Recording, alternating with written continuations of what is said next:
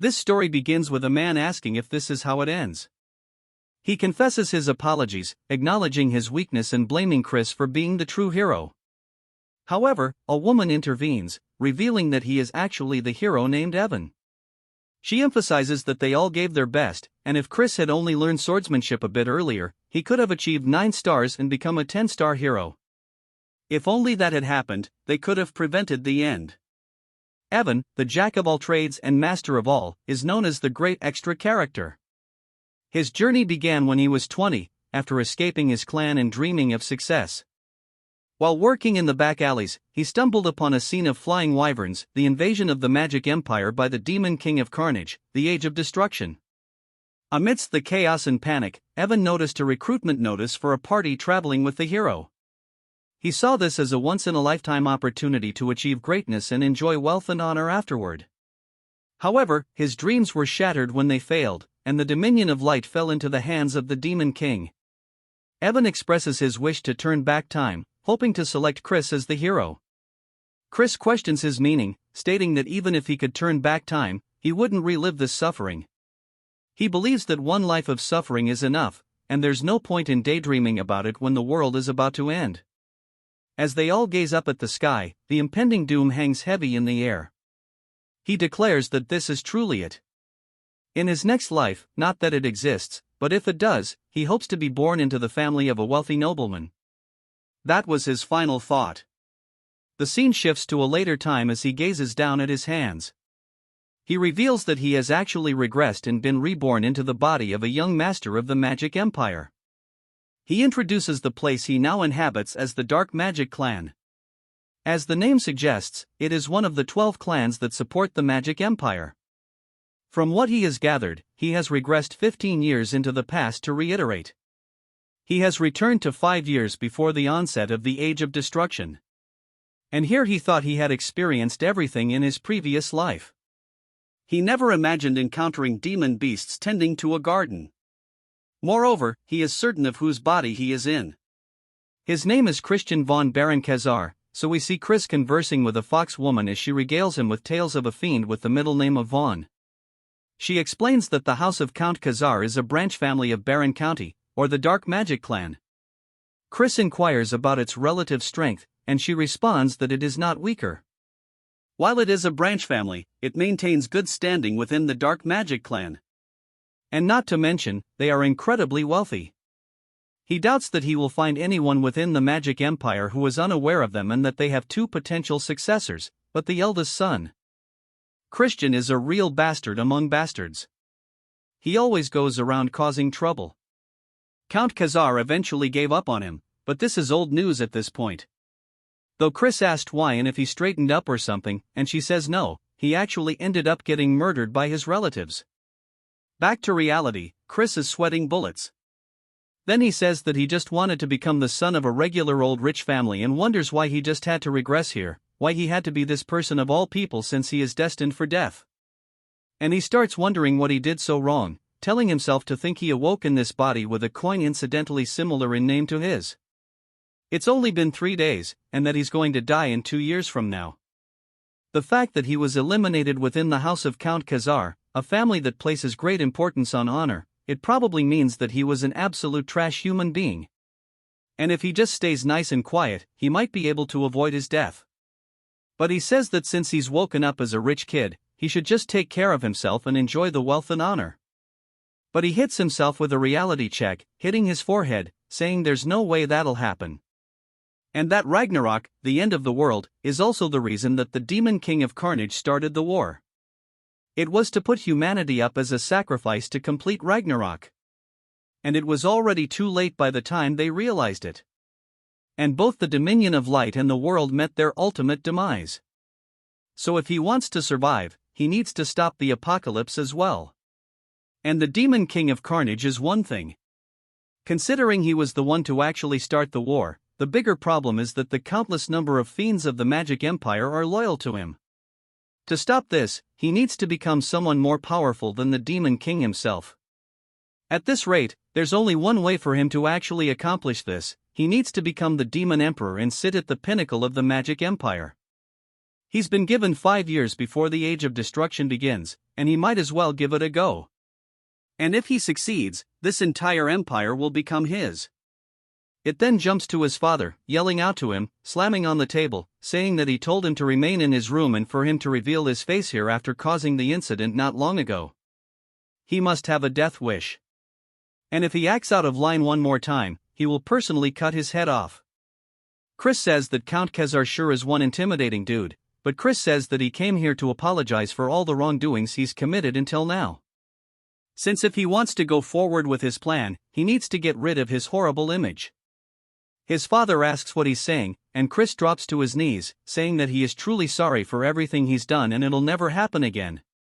His father asks if he's really trying to get him to believe this only a few days after his last stunt. And if he's trying to mock him. Chris wonders what exactly he did. He's heard so many stories that he can't even think about what it could be. Chris says the fault for making him lose trust in him is his fault. However, 3 days ago, he also mentioned that he lost a portion of his memories. To reclaim those memories, he reflected on his past actions and has realized just how wrongly he's been living his life. His heart beats with the truth of it. His father says that he's heard his excuses countless times. Chris says that's right because excuses made with words alone mean nothing and that he will show him with his actions going forward. And that he would like to be sent to the punishment cave, and he will remain there for a month and show him a different version of himself. We learned that the punishment cave is a prison used for high-status fiends, and it is a place where not only is there no light, but all 5 of your senses are blocked. Even just a few days is enough to drain one's mind. However, it's perfect for him right now, and he needs somewhere to escape the gazes of others. His father asks if he's going to confine himself for a whole month inside of it because he doubts that he's even capable of lasting half a day. Chris says that he's well aware of how difficult a place it is, however, he thinks that that is the bare minimum for him to trust him. His father looks down at him, asking if he even understands how many times they've had this conversation. Each time he's only left him disappointed once more, but he'll play along and give him one last chance. However, if nothing changes after a whole month, he will banish him from the clan. Chris says that would be a death sentence as there is a long list of people who will aim for his life once he loses protection of the clan, but he decides that it's worth the risk and tells his father that he understands. But if he can prove that he has changed, he would like him to grant a request. His father gets a little annoyed, saying he sounds arrogant as if he is certain he will come out unscathed, but if he can show him that he has turned over a new leaf, he will grant him any request. Not that he will believe that will ever happen. Sometime later, back in Chris's room, the butler enters, saying the punishment cave has been prepared. His name is Cox, and he is a half-vampire. Chris says that he sees it, and as they start walking out of the room down the hallway, all of the maids and butlers are asking if they've heard about how Chris has volunteered to enter the cave. They wonder what scheme he's pulling. There was an incident where he insulted the young lady of the Poison Magic clan and that it was an incident that the Count himself had to personally apologize for and that it's pretty embarrassing having to save face against a rival clan. They wonder when he's ever going to mature, but they still have their doubts he ever will. They start debating on how long he'll last in the cave, and one of them says 2 days is definitely the max. But Chris smiles as he walks down the hallway, and we see what I assume is his younger brother also eavesdropping. It then jumps to the punishment cave, and Cox tells him that they have arrived. Chris looks up at one of the statues outside of it, and it turns out it's not only a statue but rather a Death Knight, which is a guard, and he says this is pretty fitting of the Magic Empire, but he doesn't care as long as it stops people from entering the cave. We then hear his little brother call out to him, and when Chris turns around to see him, he says this is a familiar face. He is his biological younger brother and a model student. His name is Thurn von Baron Khazar, and we see him instantly pull out his rapier, thrusting it towards Chris's throat. He stops just shy, but Chris doesn't even flinch. As he looks down into his brother's eyes, internally he's panicking, saying that scared the hell out of him. And he asks his brother, Thurn, what business he has with him, as it doesn't look like he's here to wish him farewell. Thurn says that he's sure he knows that he is a disgrace to the family, but if he sullies the honor of the family again, he will kill him himself. He asks if he understands that this is his final warning. Chris says he sees it must be him who killed Chris in his last life and he's personally met Thurn before during the Age of Destruction. He was a fiend famous for cursed magic. Chris says that it seems like he was cute while he was a kid and he seems to have trained diligently at this point too, but he's nothing more than a brat against him who has seen the worst the Age of Destruction had to offer. As he tells his brother to remove it, Thurn asks him what he just said, and Chris says that he understands, so he should get going. Thurn tells him that he's serious, but Chris completely ignores him, entering anyway, leaving it just awkward as hell outside. Thurn starts yelling, asking Cox what the hell was with that attitude, but on the inside, as Chris is walking forward, he looks around, saying that he can't actually see or hear anything. There's only the faintest sensation remaining around his fingertips, and he bets that is on purpose so that prisoners can feel the objects they bring in or else they might starve to death. An ordinary person would quickly feel mentally drained. In such a place, however, that's irrelevant to him as he's experienced worse during his time as a treasure hunter, and blocking off the five senses is something he's wanted since it will let him see further into himself. Without it, he can't overhaul this broken body. Of course, it also requires a lot of time and luck, but with the medical skills he's suffered to master as the divine doctor and the bone compression art he modified from the circus and finally the magic stones of different properties, it is certainly doable. He honestly thought he wouldn't be able to get a hold of magic stones since they are expensive, but he guesses this is the niceties of an elite clan that heeded his request, even though he's a good-for-nothing yet. In his previous life, he and Evan struggled to obtain them as they had to slave away in the mines. The start will be with the white magic stone, which will purify the toxins. It is a boring but essential stage.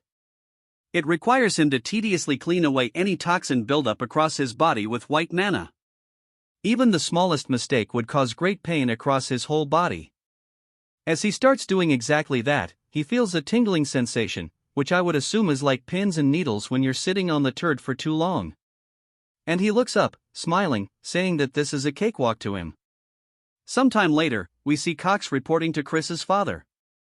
When his father asks how Chris is doing, Cox says that he entered the cave and he's worried that it'll break him so bad that he won't be able to even call for help. His father wonders if maybe sending him there was a mistake. He had such a promising future as a child, and he wonders how he broke apart so easily if his gift made him too arrogant.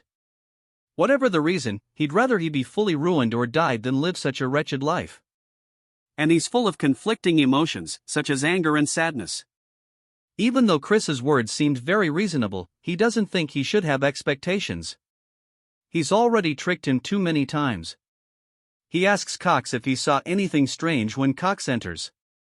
Cox says there was an incident, and his father tells him to report everything in detail. Cox says in truth the young master took magic stones into the cave with him, including a dream stone that makes one hallucinate, and so they don't know the side effects, so they have to immediately open the cave. We see his father's fist shaking out of frustration, but he tells Cox that they can't, and if that's the case, then just leave him to die. It then jumps to a whole month later as he's standing before the punishment cave. Chris's father says he must be a wreck by now. As the door slowly opens, his father is completely taken aback by the shine he is seeing, and Chris says he's been waiting for him to finally show up. He asks his father if he's surprised, and he told him that he promised that he would return as a changed man. His father starts to tear up, saying those are eyes he hasn't shown him since his childhood, and his father says this means he's actually endured it. Chris laughs, asking if that's a compliment, and his father tells him not to get on his high horse from something that's minor, as he doesn't trust him still. Chris says that just means he has to work harder, and he must think that he barely endured the cave, but that's not the case. Chris was so busy training that he had no time to be bored. Firstly, he made himself the optimal body so he could master swordplay, and thanks to the white monostone, each and every cell in his body was basically bursting with life. Furthermore, the Dreamstone was a game changer. Cox asks if he was really going to take that into the punishment chamber, and Chris says that he's glad he was stubborn about it. Thanks to the hallucinations he drastically reduced. At the time it took for his metamorphosis, and on top of that, he created 2 cores. He shows that he's actually a genius as he uses a 1-star spell called Light, and he used his darkness core to hide his light core. The fiends would make a giant fuss if they discovered it, which is why his father doesn't actually think it's that impressive. Things in there would have been great, but of course, that is not all. As he sensed something, one of the stones flew up towards him. When he got a closer look at it, he says that the Dreamstone is just a mess and that someone was hoping to get him high off of it and break him down. But he willingly accepted it and took it head on. He used it as a sacrifice for his leap forward. He tells his father that since he kept his promise, he wants to make a request. His father tells him to speak, and Chris says that he wants to use the Black Swamp Knight's training ground. But his father says it is not good for nothing, like Chris has no place to be there as they are one of the 3 orders of knights supporting the Dark Magic clan. He must know that only the most elite knights may display their skills there. Chris says he's only asking to borrow the training ground and he believes watching the bravery of the Black Swamp Knights would be a good influence on him as he doesn't plan to actually join their order. His father thinks about it for a second before telling him okay, but to heed his warning, and he should not behave disgracefully before the night. Chris says there's also one other thing he wanted to request, which surprises his father. It then jumps to the training ground, and all of the trainees are glancing over, seeing Chris dripped out. They start blatantly bad-mouthing him, and Chris says it must be because they are in the Magic Empire where strength is more important than status. But there's one reason he came here specifically. We learned that his other request was about going to the library, and his father says he needed to get the Deputy Commander Melon's letter of recommendation. It's where a lot of House of Count Khazar's dark magic grimoires are stored. In order to learn dark magic, you must gain access. Chris says he understands and asks why he had a condition when he's still a member of the clan. His father tells him that he must have forgotten how he tried to sell the advanced grimoires on the black market. Chris wonders just what kind of life he lived before he took over it and that he truly is a worthless piece of, but Chris says that the most important priority right now is getting the deputy commander's recognition. He then looks up to spot Thurn and a lot of trainees surrounding him. As Thurn tells him that this isn't a place someone like himself can walk into, Chris says this is pretty troublesome but smiles, saying that he actually thinks this is going to be a perfect opportunity. Thurn then tells him once more that this is his final warning and to go back. He assumes that he doesn't want to throw away the life he's so narrowly saved in the punishment cave.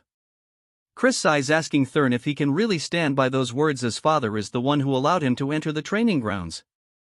Thurn looks surprised by this and we hear somebody else say that she respects the Count's orders but she knows he's not very trustworthy.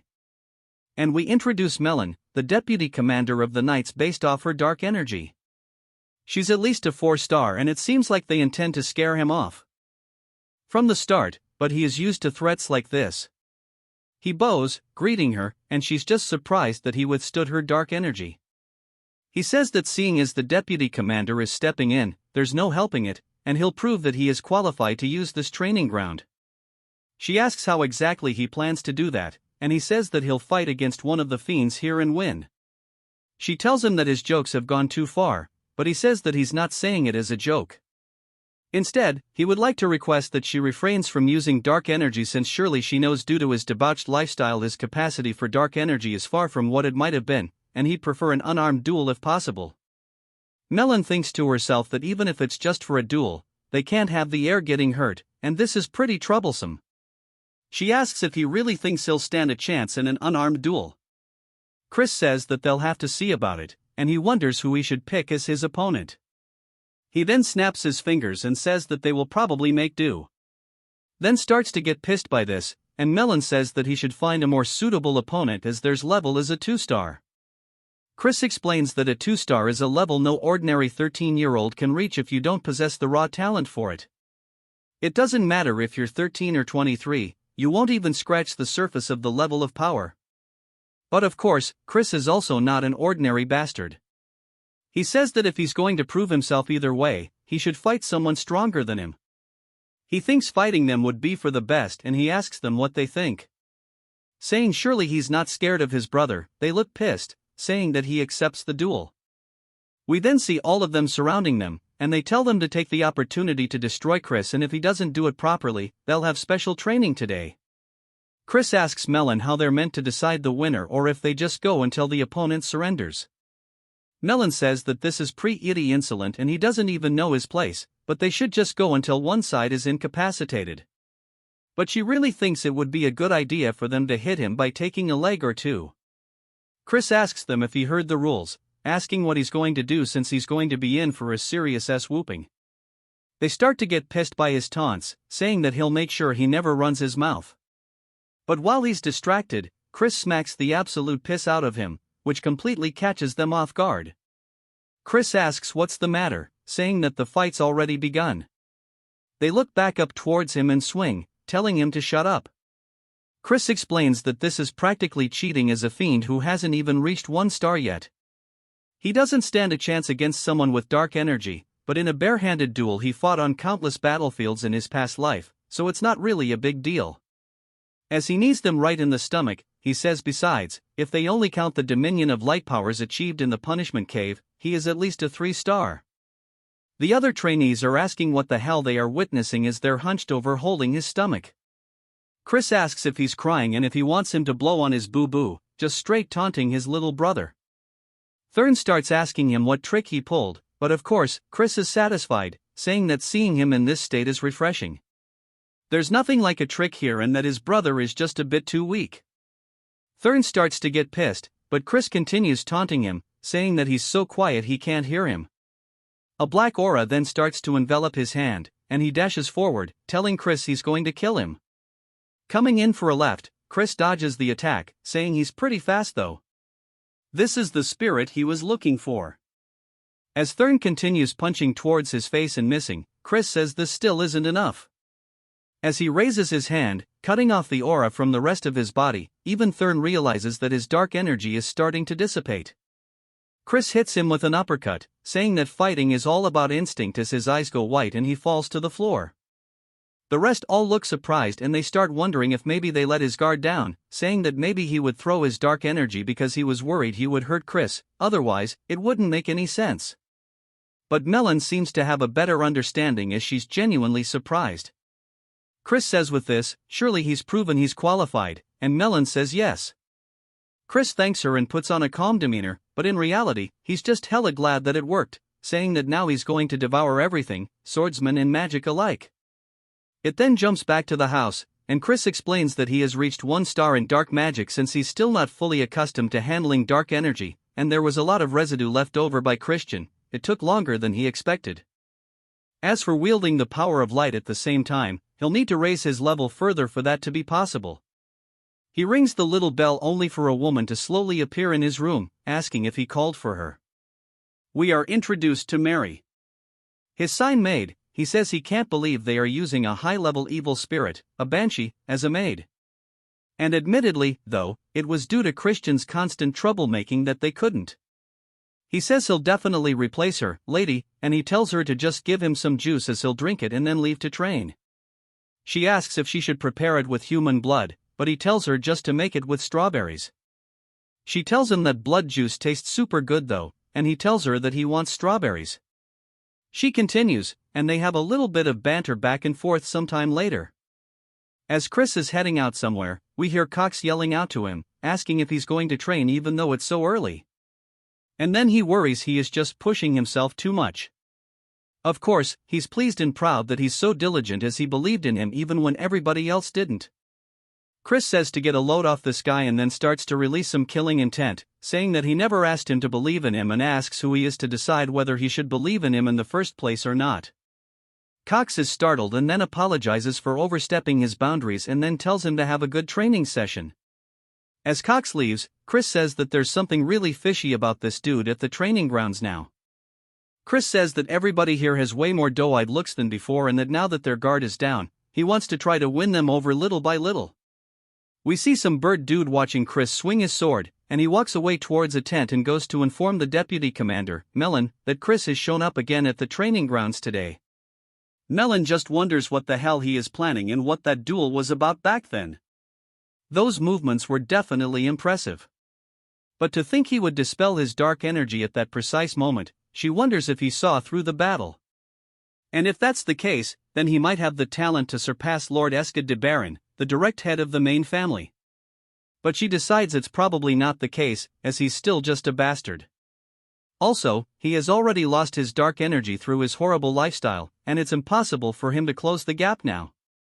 She hears a lot of noise outside and decides to go check it out, asking what's the deal with it. One of the men tells her that Chris seems to have had a small conflict with a squire. The other trainees wonder what happened, saying that Cannon is a 1-star fiend. and they wonder if maybe Chris also reached 1-star Melon.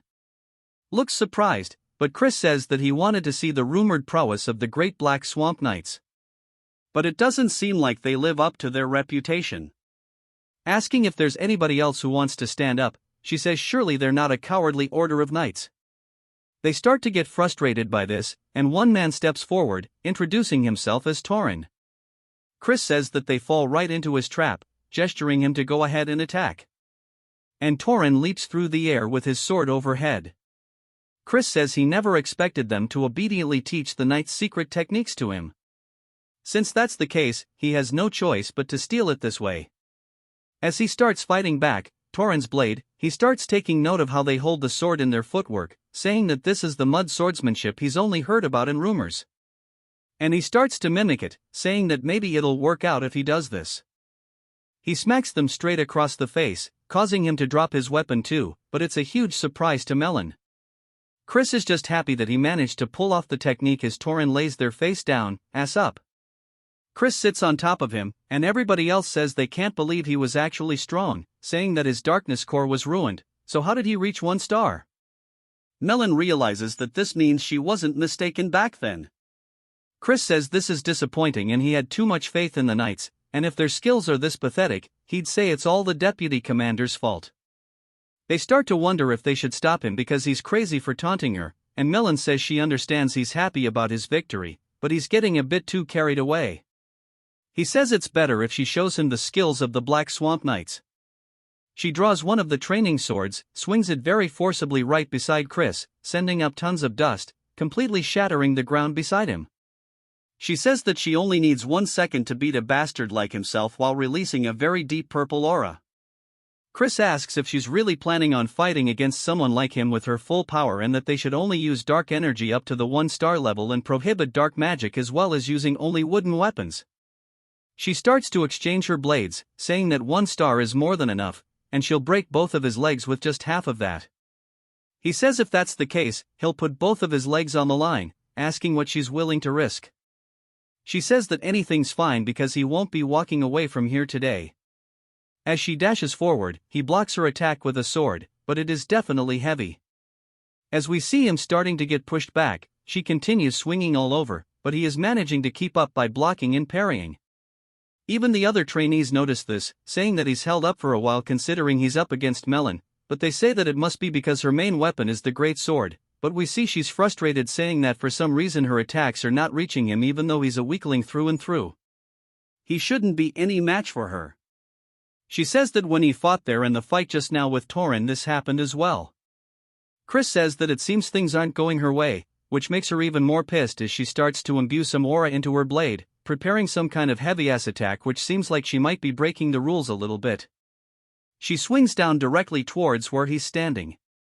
Chris ducks to the side, saying that now's his chance. As he runs forward, he hits her with a headbutt straight to the face, which catches her off guard. As she's reeling from the attack, she's surprised to see the blood in her hand. But Chris is glad that his gamble paid off, saying that Melon is a spell sword. So as long as her dark magic is bound, the moment her defense slips, she wouldn't be able to block the opening with physical power alone. So if she was a feint who focused on the sword, that might not have worked. She looks at the blood still in disbelief, then begins to laugh hella loudly.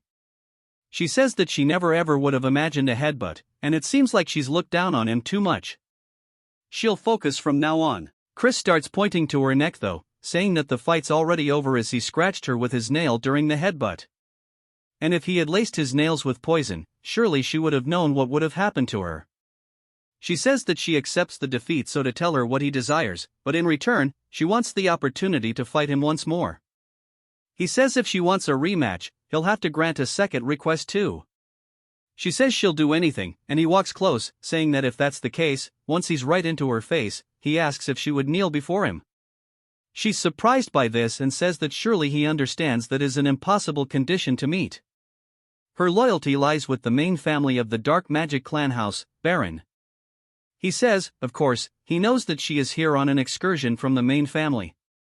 However, all of this itself would be resolved if he were to become the young lord of the clan. She's surprised by this and tells him that's utter nonsense, as the 5 young lords whose succession rights have been recognized are all from the direct descendants of the main family. He says there's no rule that says a branch family member can't become a young lord.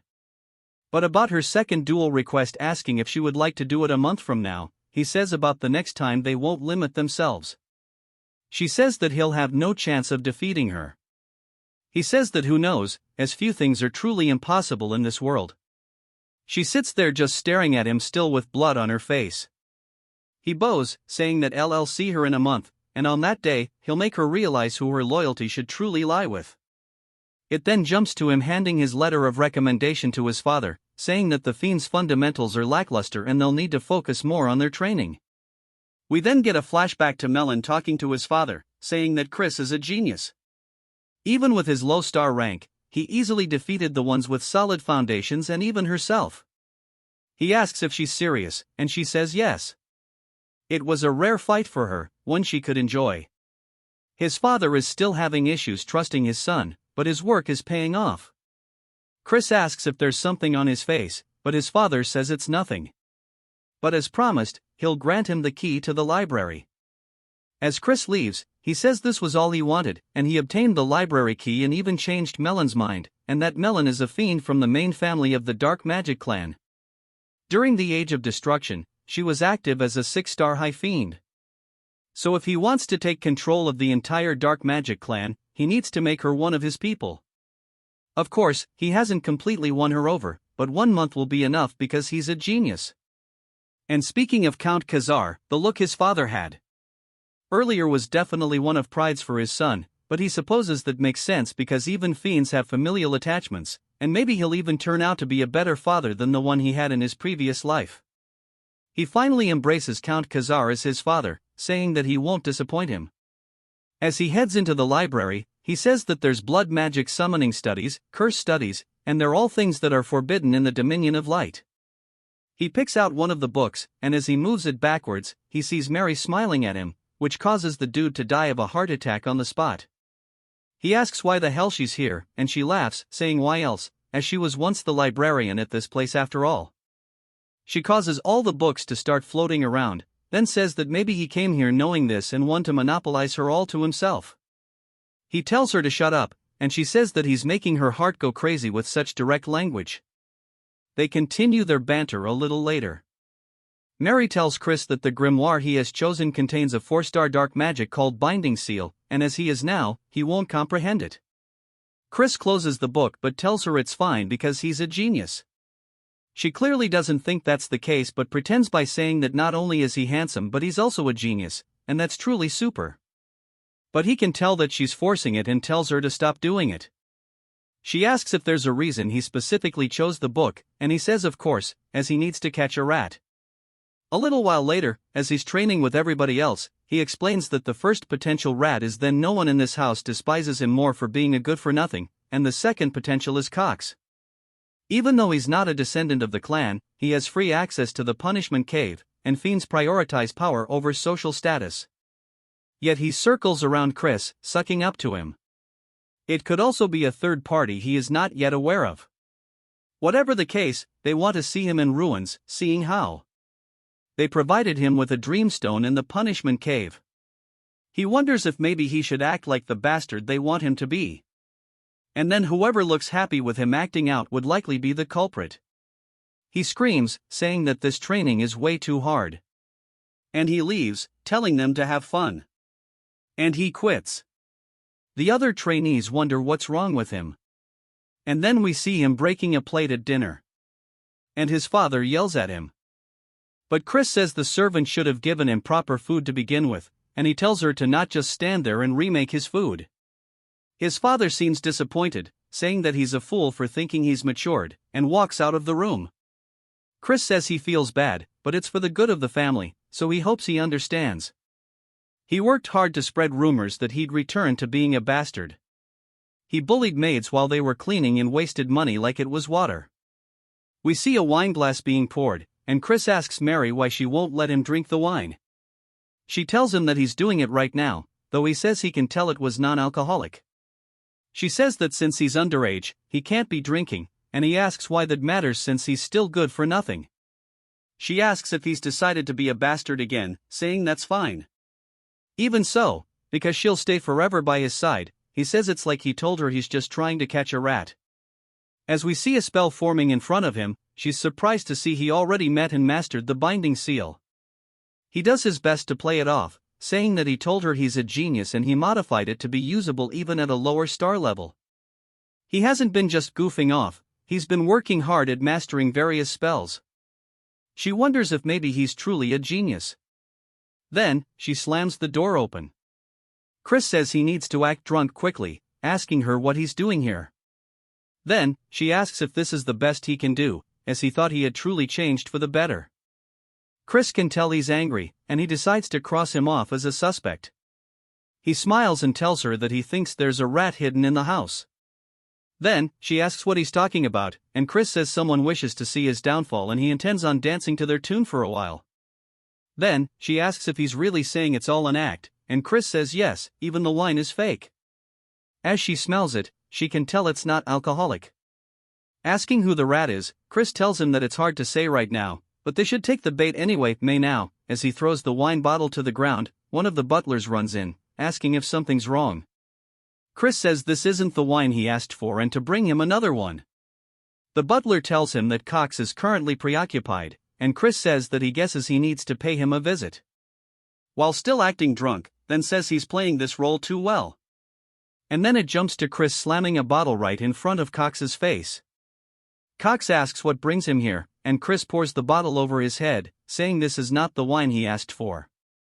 Wondering if he's looking down on him, Cox says, of course not. Asking if he wants him to go get someone to fetch a proper one immediately, Chris says no, telling Cox to go grab it himself. Cox, clearly frustrated, says that he's in the middle of something. Chris asks if he's going to work like this, saying that he needs to go change anyways. So to get going, Cox then begins to shake visibly and says he'll be back soon and walks out of the room. Chris says that he needs to commend his patience in withstanding such humiliation, but that hostility was very clear. Chris starts looking over all the paperwork Cox has been working on, and he looks surprised but then smiles, saying that this is it. He figured that if Cox was the rat, he would be doing some funny business with the finances, but this isn't enough as he needs a real smoking gun. As Cox comes back, he says he has the wine for him, and Chris thanks him, asking if he's not mad at him. Cox says, of course not, and Chris laughs, saying that he doesn't know if he can tell, but Cox is his favorite. Cox tells him that he's grateful for that, but he has a message for him. As his friends wish to meet him in secret at the usual place, Chris asks what he's talking about. Cox says, although he would prefer him not to associate with them, it is not his place to be judging his friends. Chris says that he guesses he'll meet them then, and Cox tells him to do as he wishes, but he can't help but smile a little bit, saying that things are going better than he expected them to. It then jumps to a whole table of food, and we hear someone telling Chris that they've heard rumors that he's changed recently, but there's still no way that he's the best among them. Chris glances to his side, seeing a young woman saying that getting a girl this young to pour drink sure to cement them as trash. Turd tells him to have a drink, and as Chris raises it to his mouth, he senses something and throws it, hitting Turd straight in the face, which causes him to panic and cough. He asks Chris what he thinks he's doing. Chris says he knows he tainted the alcohol from the way he reacted. It looked like he knew there was something in it. Chris then raises his hand, starting to form a magic spell, and puts it straight to the girl's forehead. As it begins to glow, she slumps over unconscious. His friends ask if he really knows how to use dark magic. Chris says he doesn't think now is the time for them to be surprised by that. He grabs Turd and Pomodore by their heads, slamming them straight into the table, but not just once. He does it over and over. Turd asks why he's doing this, trying to calm him down. Chris says if he still doesn't know what he did wrong after getting hit like that, they can die here and now. As he pulls out a knife, a little later, we see them tied up, and Pomodore has even pissed his pants, begging that he be spared, as they were only ordered to feed him the drug and frame him after they killed the girl. Turd says they were threatened with the drugs they were dealing in secret, so they had no choice. Chris asks who was the one who ordered. Pomodore is hesitant to answer Chris, then moves the knife closer to the man's crotch, asking if he wants to have it cut off. They immediately say it's Cox and they'll do anything to spare their life. Chris asks if they really mean that, and they both say they swear on it. Chris says he can't hear them. They yell it even louder. He says that he'll take their word for that as he begins to cast another magic spell. It starts flying into their foreheads, and he tells them to listen to what he tells them and carry it out properly. They both fall unconscious onto the floor, Pomodoro or even foaming out the mouth a little later. Cox runs into Chris's father's office, saying there's a problem. When he asks what it is, Cox says that the young master has committed murder.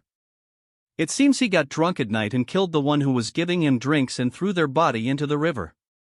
It seems they won't be able to overlook this one so easily. Asking him what they should do, Chris's father tells Cox to bring him to the Fiend Court as he invokes his immediate trial. Cox smiles, thinking that his plan is going perfectly. At the court, we see Chris standing trial. He tells his father that he's innocent. His father asks if he really plans to lie as there are witnesses. Chris asks how that could be the case when it never happened and that he thinks there's just been a misunderstanding. As the young woman enters the room, he says that this is the dead servant herself, Turd and Patter. Look genuinely surprised by this, she says that Chris took her home after she woke up from falling unconscious and he even gave her money to help her pay her rent, but Pomodoro and Turd are the evil ones and they put drugs in Chris's drink. His father asks what's going on here, and Chris decides that it's time to get this show on the road and begins activating his magic. Turd says that it's correct. They gave false reports, and Pomodoro says it was because they were given orders by the butler Cox to frame the young master. Cox starts panicking, asking why that kind of trash they're spewing, and that this is slander, and that Chris and his friends are trying to frame him. Cox also tells Chris that the joke's gone on for too long, and he's crossed the line, but Chris knew he would react this way, and he says as the victim of this incident, he would like to request one thing. His father asks what it is, and Chris says that he wants him to act as a proxy of his authority to directly question Cox. His father looks a little confused but decides to go along with it, saying that he'll leave it to him to head the defendant's stand, but to know the moment he acts in a way that is inappropriate, his authority shall be revoked immediately. Chris says that he'll finish this quickly, and as the representative of the great ruler of the magic empire, the Demon Emperor, and as a member of the dark magic clan that governs the eastern region of the southern magic kingdom, and as a representative of Count Khazar, he will now question the defendant. He asks Cox if he swears that he will only answer with the truth to his words. Cox says that he will, and Chris says that as a representative of the Demon Emperor, he asks if he swears to only answer the truth. Cox says that he does, and then a magic spell begins to flow towards his forehead, causing him to hold his head in pain. He wonders what the hell is going on. Others start to recognize it as the binding seal.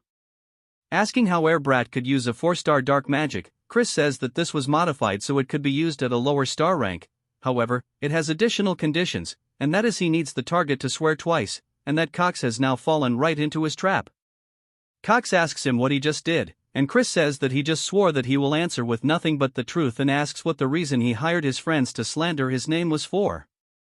Cox's head starts to feel hella painful as he lets out a scream, and he says that he received an order and that there was a man who knew of his corruption and threatened him, telling him to ruin the young master. This is why from when he was young, he has been sabotaging him. Chris says that by corruption, he's talking about the embezzlement he's been committing for quite some time, and he's already seen through that as well. He leaps down, asking Cox who gave him the order. Cox says that if he says it, then he'll be in a bad position, but Chris uses the binding spell, telling him to speak now. Cox says that it was Sir Escott and that it was the second son. Cox panics and says that he needs to run away before he gets killed by him, but Chris draws the blade from the nearby guard and cuts Cox's head clean off. Much to his father's surprise, Chris says that by the borrowed authority from the Count, he has punished the sinner as Cox's corpse lies there on the floor. His father asks why this was the decision he came to, and Chris says that had they left Cox alive, the main family would have fabricated evidence and covered up his incident. They cannot be indulgent with him furthermore. He intends to ensure that everyone remembers the truth of it and that he should try to sabotage him. His father looks a bit anxious and then snaps his fingers, telling him to follow him as he opens up some kind of gateway behind him. Chris enters, asking where they are. His father says that this is a secret training ground as there are too many eyes in the courtroom. His father then says about what he said just now, asking if he means to say that Eskid will cause more trouble as a result of the succession conflict because a family's power and authority is directly tied to the successor they support. He tells him his decision was correct, but he feels that he may have acted hastily. However, with things as they stand now, they will have to support the first young lady. The first young lord isn't an option because he is a crazed, bloodthirsty lunatic. Chris says there is also another option, which is for he himself to become the successor. His father says that's nonsense, but Chris says that someone from a branch family can be recognized as a successor if they possess the necessary ability. His father says that's just a role by name alone and it is not enforced. Chris says that he doesn't really know about that because why else would he should try to sabotage him? His father says that he may have been more talented than Eskid in his childhood, but he's been lagging quite far behind him now. Chris says that he'll make quick work of catching up, but to do that, he needs his help. He wants his father to use his authority to recommend that he participate in the Sacred Dark Rite competition. He says that's wrong too. 2 months from now, his father tells him that he'll need to be a 2-star to participate and that he only just gained 1 star. Chris says that he'll make sure to reach it within the next 2 months. Then, so surely this one time his father can help him out.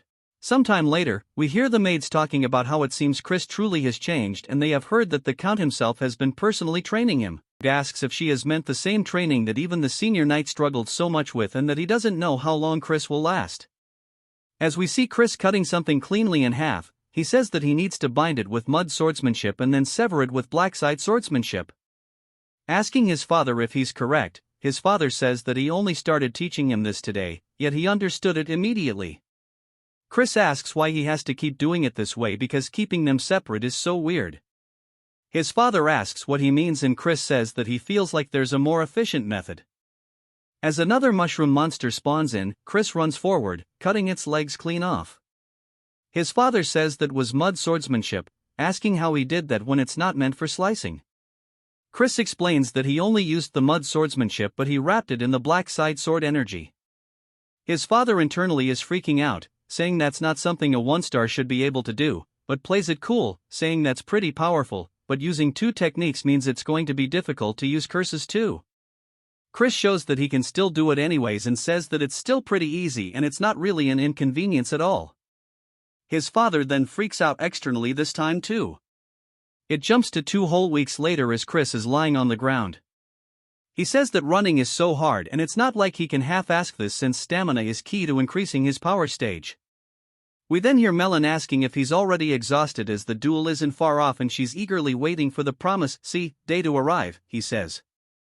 She always has such an intense presence, and that he's doing his best to meet her expectations. She says that she's aware of his growth, but he's still a 1-star, and he'll never get her to kneel before him. He says that he's sure it would happen and he's sure he'll learn something through the duel, so it won't be for nothing if it doesn't. She laughs, saying that he's still full of energy, and she hopes he fights past his limits and entertains her. He says that she is currently an upper 4-star. We learn that in a single stage, there are 3 separate tiers, lower, middle, and upper. As an upper 1-star, he is way below her level. However, he comes from a rich family, which means that he's a wallet warrior. As he enters his room, he asks Mary if she's finished packing his bag for the outing, and she says, of course. And that's since it's their first outing together. She made sure to dress to impress. He says that he never said that she was coming with him, though, and she laughs, saying that he must be worried and she's going to get a heat stroke from this. And that he shouldn't care because it's her pleasure to serve him. He asks how a banshee is meant to get a heat stroke in the first place. He recalls asking his father if he could change to a human attendant, and his father says he cannot since he made a contract with Mary. And that a high-ranked banshee cannot be managed without a contract. And he asks his father if he could even tell him how to avoid the contract then, and he says that it's going to be him sharing a very deep kiss with Mary. Chris says that he can't believe Christian did this in the first place. He tells Mary that she can't come with him as he's headed to a place with lots of people. She looks so sad, saying that she was looking forward to going out. He says that it's just her spiritual energy might injure people. She keeps the puppy dog eyes, saying that she's been stuck in here for decades now, and bro can't believe that she's this sad about it. And folds into 0 pressure, saying that he came along, but she just shouldn't show up around others. She says that he truly is the best being, all excited, and he tells her just to follow him. She asks where they are going, and he says that it's somewhere he can make a profit. She reminds him that he already has a lot of money, and he starts dropping his coins on the ground. He tells her to stop doing that. She says if he's not going for money, then maybe he's going for land ownership. He says that's wrong too. She asks what it's for then, and he says it's for something he used to use before. We see them in the carriage saying that he's late. Chris asks what he's doing here. Then, he says that he's here to watch over him in case he begins to behave like a bastard again. Chris tells him not to worry about it as he's merely on his way to go gambling and nothing more. He says they're fiends, so it's a given that they're close to alcohol and gambling. Gambling is something even the Demon Emperor recommends, and there's a reason that's legal. Then, he says that he should follow him there. Then, Chris asks if it's perhaps because he's worried about his big brother. Then, he freaks out, asking why he'd be worried about him. He's just concerned that he'll dishonor the family. Chris says that he was thinking for a little nerd like his brother. It'll probably be too stimulating anyways. Asking if he even knows the rules, then he says that gambling is just card games and that he's going to flatten his nose if he keeps yapping like this. Chris says that sounds so scary and says that he's going to show him that he's a pushover today.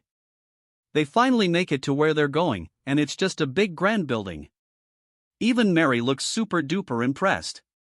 Then, he says that he didn't know a building could look like this. Mary says that her heart is starting to flutter. Chris tells them to stop acting like country bumpkins and to put this on as he hands a mask to Thurn. He tells Mary that she needs to hide so people can't see her. He also wants to whisper something to her. He starts doing so as she listens, and she says that she'll go do as she's ordered and disappears. Then, he asks where he sent her. Chris says that he shouldn't worry about it and they should go in already. As they enter the area, people start to look over towards them as they walk by their tables.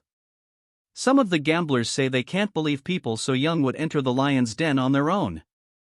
Chris says that he wants to make a bet with Thurn on who wins. He'll make more money in an hour, and if he wins, he'll call him older brother for a month.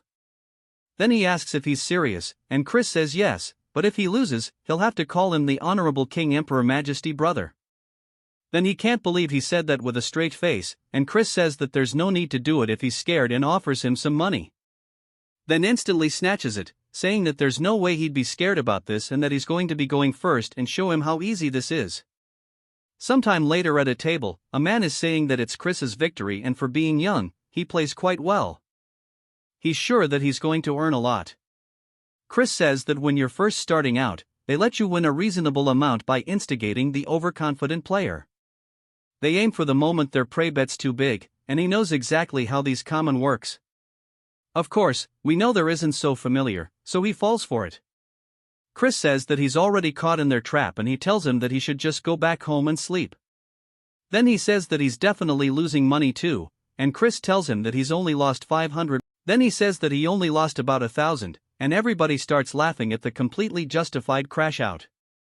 Chris says that it looks like everybody here has marked them as a loser, and he's sure conmen will try reeling him in soon enough. Then he asks if he's going to continue. Then he says he will and throws the money out of Chris's hands. Chris says that he's the one who tried to stop him, but he wants him to lose tons and become the perfect bait as that's the plan to begin with sometime later. As then sitting at his table looking at his cards, we see people cheating as they actively see what's in his hand, and Chris spots them. They tell him saying that this is perfect. Mary then appears behind Chris saying that she found the people he mentioned. He says that she did a good job while he's freaking out. He's low-key rising up. Mary a little later they arrive and Mary says this is the place. Chris tells her to open the door, and she does so. As they enter the room, the people start freaking out, asking who he is. Chris takes off his mask, saying surely everyone knows of him. They ask what business he has here, and he tells them to call their master over. A man then starts being a kiss-ass, asking Chris if he really came to visit. And we are introduced to Grant, the master of the Glee Merchant Guild. And while he may be known for his talent as a merchant, there's just a little bit more to him as he's actually the owner of the casino too. Chris says that he wants to have a conversation in private, and Grant asks what it could be about. Chris says that he conned his younger brother, whom he cares deeply about, and yet dares ask him what he's here for. Grant says there's no way asking if that sucker in the tiger mask is his brother. Chris says he's corrected as Count Khazar heir. Then Grant says that he assures him that all he does is run the casino, and the others do have no relation to him. Mary then gives him some absolute nightmare fuel. She immediately apologizes, saying that had he known he was the son of the Count, he never would have done it. And a please show mercy. Chris says surely these aren't empty words. Grant says of course not. He shall compensate him, asking how much he wants. Chris says he wants 1,000,000 rupees, which surprises Grant because there's no way they have that much money on hand to do it. Chris says that 200,000 would be enough, and Grant asks if that's really all it'll take. Chris says there's something else he'll also need to give him too, and Grant asks what it is. A little later, we see him looking at brand new equipment, and Mary says that she didn't think he would use the 200,000 rupees to purchase gear, and that truly is a super scheme. Mary says that the sword that he got is a bit strange, and we learn that it's called Grenade, and she knows that's the holy sword that a past hero obtained by offering up his soul. And she heard that many fiends want it because it's something that the hero used after his fall, but now it's all rusty. Chris tells her that it's okay because it's part of the plan and hands her a necklace, telling her to take it. He saw her staring at it before and to just treat it as a gift. She looks so surprised, and he says that it seemed like she would never be able to put her regrets to rest if she didn't get it, so he's giving it to her so that she can move and find peace quickly, telling her not to misunderstand. She says, before she died and even after she did, this was her first time receiving a gift, and she thanks him. Before he gets caught up in the feels, he tells her they should hurry home. She gives him such an absolutely warm smile that she says that she shall put her whole heart into it as thanks, and from now on she shall make it for him, and that from now on she shall make him blood juice that's even tastier than before. As they walk home, he says that he doesn't want to drink something like that, and they continue bantering. She says that surely he knew that the strawberry juice he's been drinking all this time was blood, and he tells her to stop joking. Chris then says to wait a moment because he feels like he's forgetting something. Of course, he's talking about the ring that he left at the casino. It then jumps to the next day as we hear them yelling out to Chris. Chris wakes up wondering what's going on, and then asks why he abandoned him. Chris thought he forgot something the other day, and then tells him that he was nearly sold off as a debt slave because of him and that he was lucky someone recognized him. Chris apologizes but says that it was probably Grant who helped him out, though he's addressing him all wrong since he lost the bet. He needs to keep his end of the promise and to go ahead and say the words. Thurn looks mortified and squeezes the hell out of the pillow but slowly starts to say the word esteemed over and over. Chris says that he doesn't know what he's trying to say, and then yells it while ripping the pillow open, calling him the esteemed King Emperor Majesty, brother. Chris says this is good and that he should be sure to respect him and strive to do well for himself as well. Thursday says that he'll have his revenge one day and to prepare himself, and Chris says that he can't believe such an adorable kid will grow up to kill his older brother, and it's probably all because of him. He's talking about Eskid, the son of Langam, the acting clan head of the Dark Magic clan and the rank 1 young lord. He does not feel much about him since he's not the real Christian, but if he wants to become the young lord, he can't avoid a confrontation with him and that he'll repay this grudge personally. But if he wants to do that, he needs to get Melon on his side, and he looks down at the holy sword that he has as he's kneeling down with it. On the floor, he explains that at one point, countless fiends attempted to wield it, and the reason this holy sword is treated as just an antique is that no one has been able to do so. Then he's sure that it might react differently to him.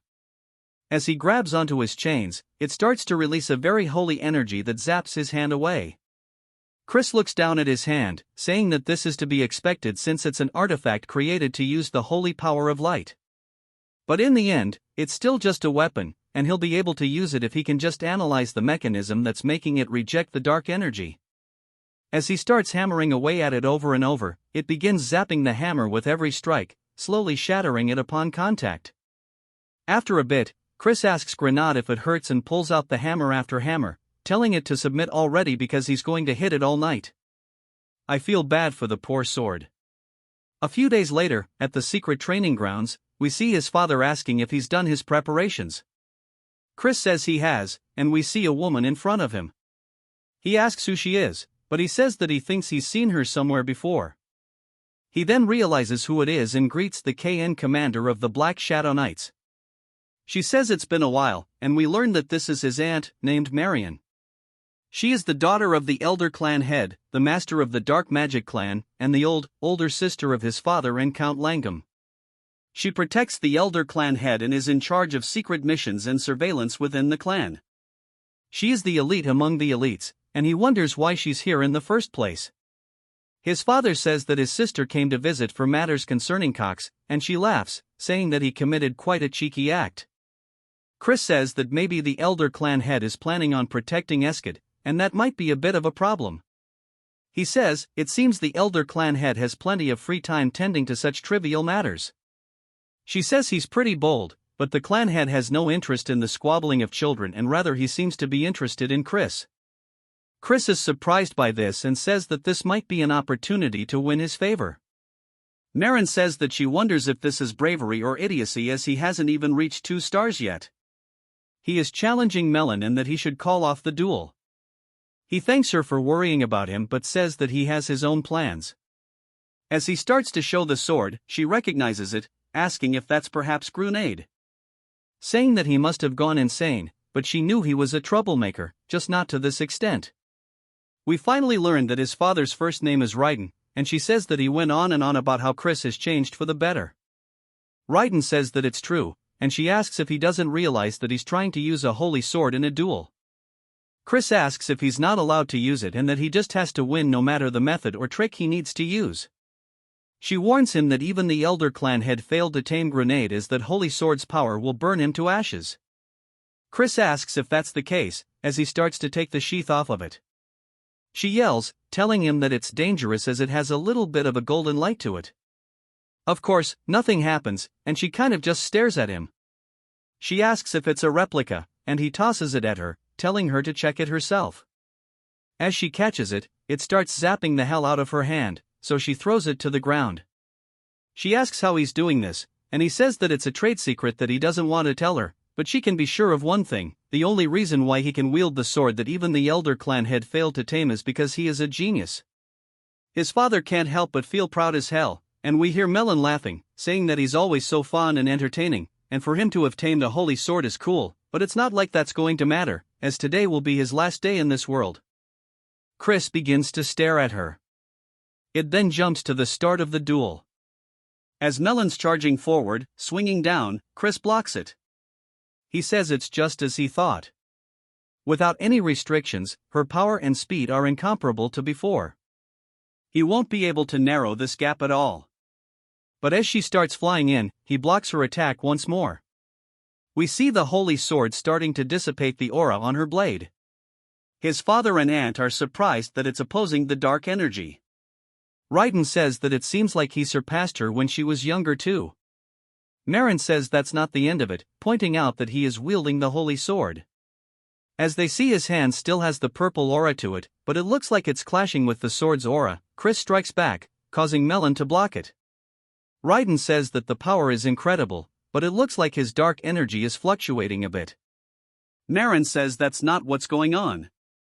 He's controlling his dark energy for a single moment to avoid the rejection and response of the holy sword. Melon distances herself. Chris asks if the battle is to her liking. She says that she's been having this thought for a while, but asks if he's perhaps predicting her movements. He says that he does happen to be pretty observant, and each sword technique has a preceding position she needs to raise her arms before she can swing down. And to do that, she needs to move the muscles in her shoulders and upper body. This is something a novice and an expert share in common. She sighs, asking him how he's going to predict this. Then, as we see a green aura start to be released from her hand, it starts to wrap around Chris. She says that surely he hasn't forgotten that the Black Swamp Knights are spell swords. A giant surge of holy energy resonates from him. He says that almost could have been a problem. She asks if he had a cleansing artifact. Chris starts thanking his father, saying he survived thanks to him. But he says that should be in the secret vault. He looks confused. Chris says he can't help but be a little bit of a klepto sometimes, but having good equipment is a skill itself in a real battle anyways. He reaches into his pocket and throws something towards Melon as it explodes. She does her best to dodge whatever it is, and Chris says there's no use even if she does, as he throws another one directly towards her. This one explodes.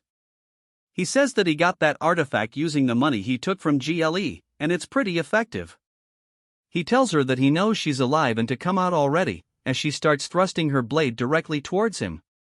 Chris redirects his blade, matching her, hitting the tip of the blade, causing it to crack until it shatters into pieces. Raiden says that he wondered why he threw that corrosion marble into the air and that it's just like he thought. His son truly is a genius. Melon then starts walking forward, laughing, and then even begins to smile, saying that this is way too fun. Asking what he's going to use next, Marin says that Melon has lost her mind and they need to stop her. Chris starts to lean backwards and then raises his hand, deflecting her attack with the most minimal of movements. He then immediately pivots his foot, getting behind her, putting the blade to her throat. And then it surprises her, and he says that it looks like it's his victory. Asking if she was satisfied with this, it even cuts her cheek a little bit. His father still just looks super proud. "I love this guy, Melon." Then laughs, saying if he's genuinely asking, that she can't even calm down anymore. He then says that he wants an answer to his previous request as soon as possible. Although it was his victory, he will show respect, etc., if she wishes to refuse, as loyalty isn't something that can be obtained by force. She asks if she continues to stand by his side if he'll fight her like this in the future. He grabs her hand, saying that he'll fight her as much as she wants it. Then jumps to later, as Marin is looking out at the sunset. She says that him wielding dark energy like that is something special. As we see a man throwing the holy sword onto the ground, says he refuses. Marin asks if it's impossible for him to hold it as well, and he says that he can wield it momentarily, but as she knows, the waves of dark energy change continuously, meaning you need to constantly change the waves into one that the sword cannot detect. But there's no one who can do that in a real fight. It might only be possible for a demon of Gahong or the demonic dragon, and if not them, then perhaps a crazy bastard who can control dark energy as easily as they breathe. She recalls Chris smiling widely, asking if it was perhaps enough to earn her praise, and she does look a bit happy about it, saying that maybe her father's long desire can be fulfilled. It jumps to the kitchen, and we see a very evil-looking dude chopping stuff up as he cuts a strawberry in half and places it atop cheesecake. Chris says that he can't believe he's been making the strawberry cakes, and Mary says that despite his appearance, his skills are top-notch.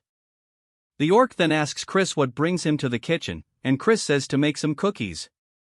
Mary asks why he's making cookies, and Chris says to give them to someone.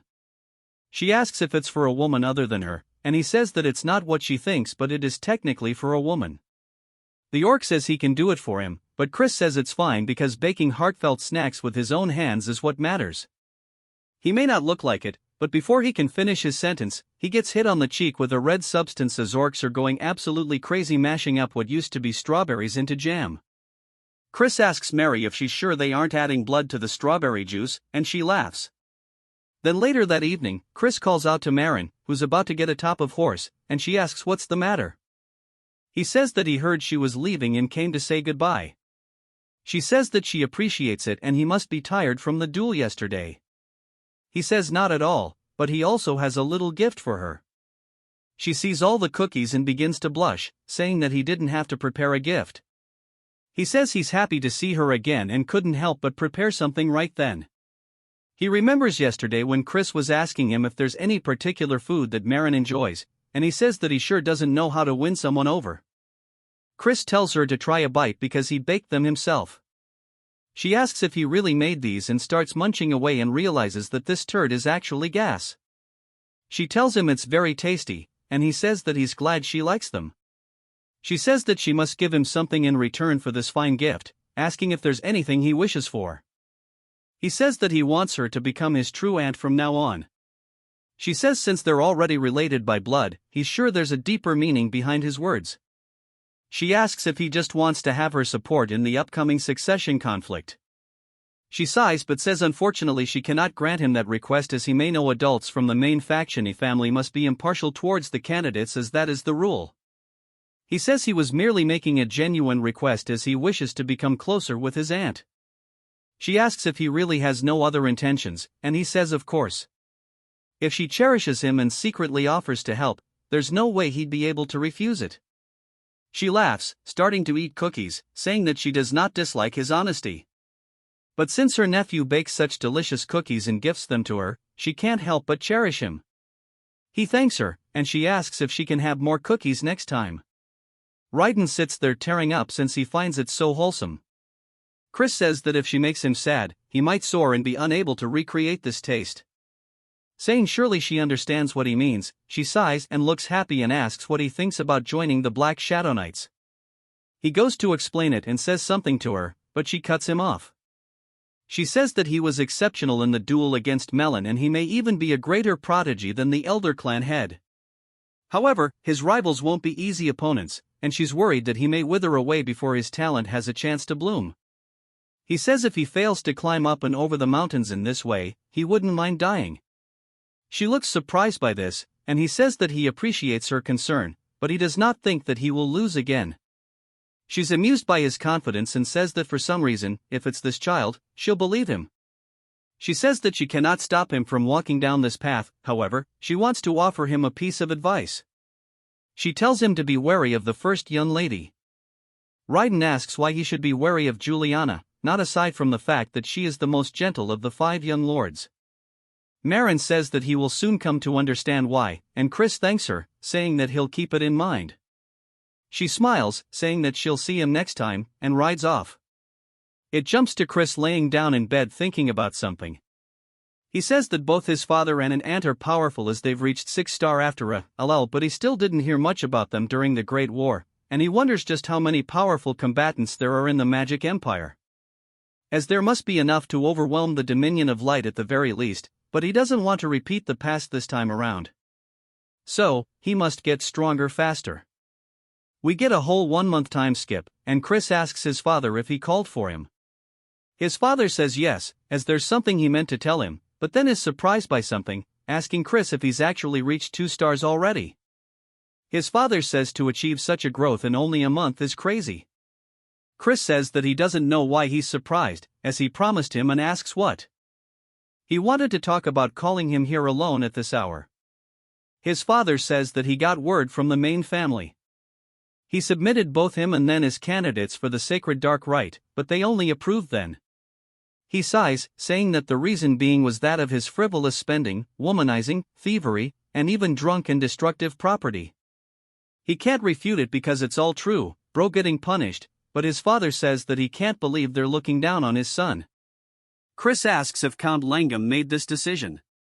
His father says no, the Count didn't have much to say after misdeed. However, it was Lion de Baron. He's a direct descendant from the main family and the star of the upcoming Sacred Dark Rite. The Sacred Dark Rite itself is a ritual where candidates take in pure darkness from the negative dimension.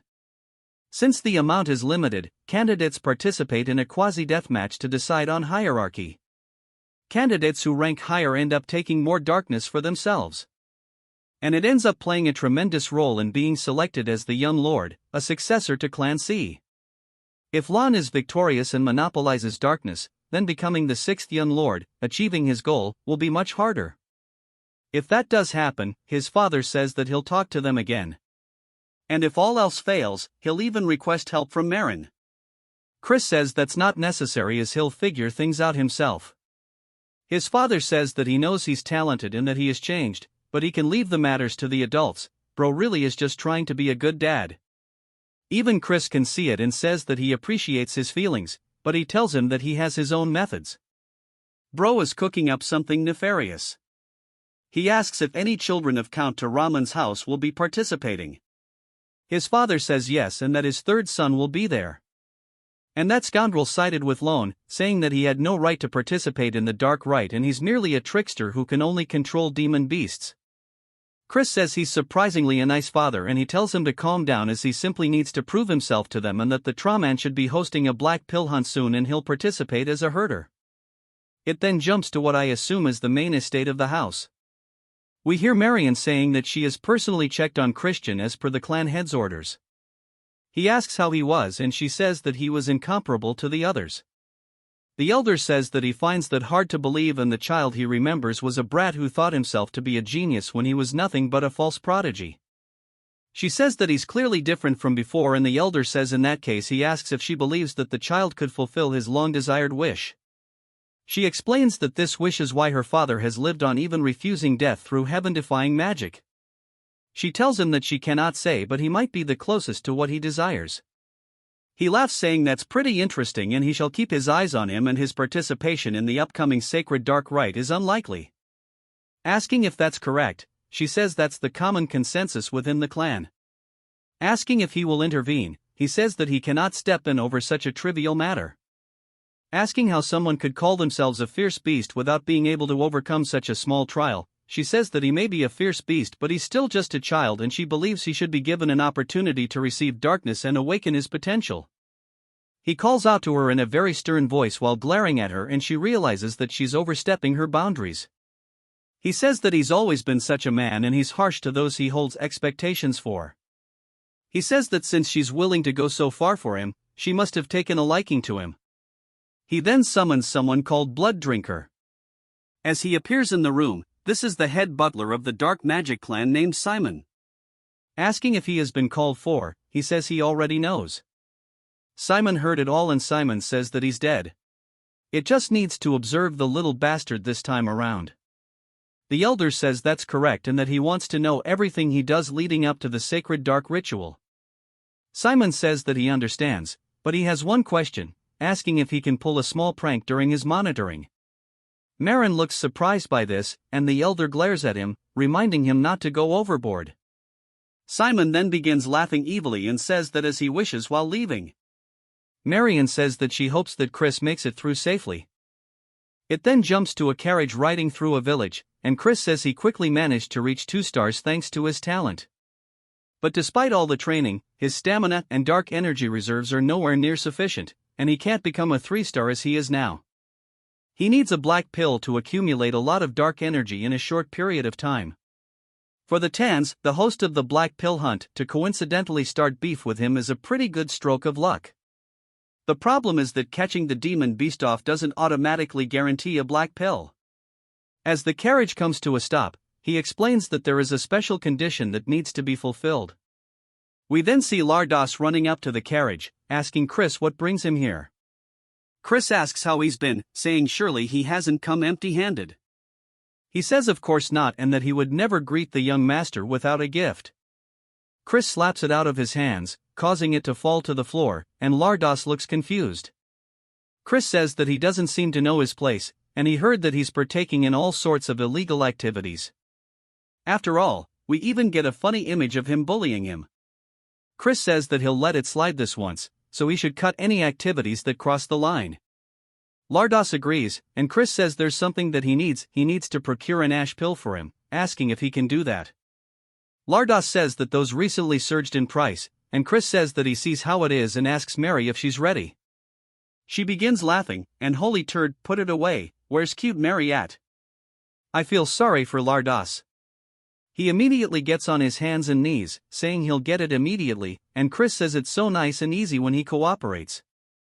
And then says that while he's at it, he wants a dagger sharp enough to cut armor. Lardos looks confused, and Chris leaves. Poor guy, but he is not a good person, don't forget that. As they're heading back, Mary asks if it's time to go home, and Chris says that there's still one more place he needs to visit. He sees a potion store, telling the coachman to stop here, and he enters.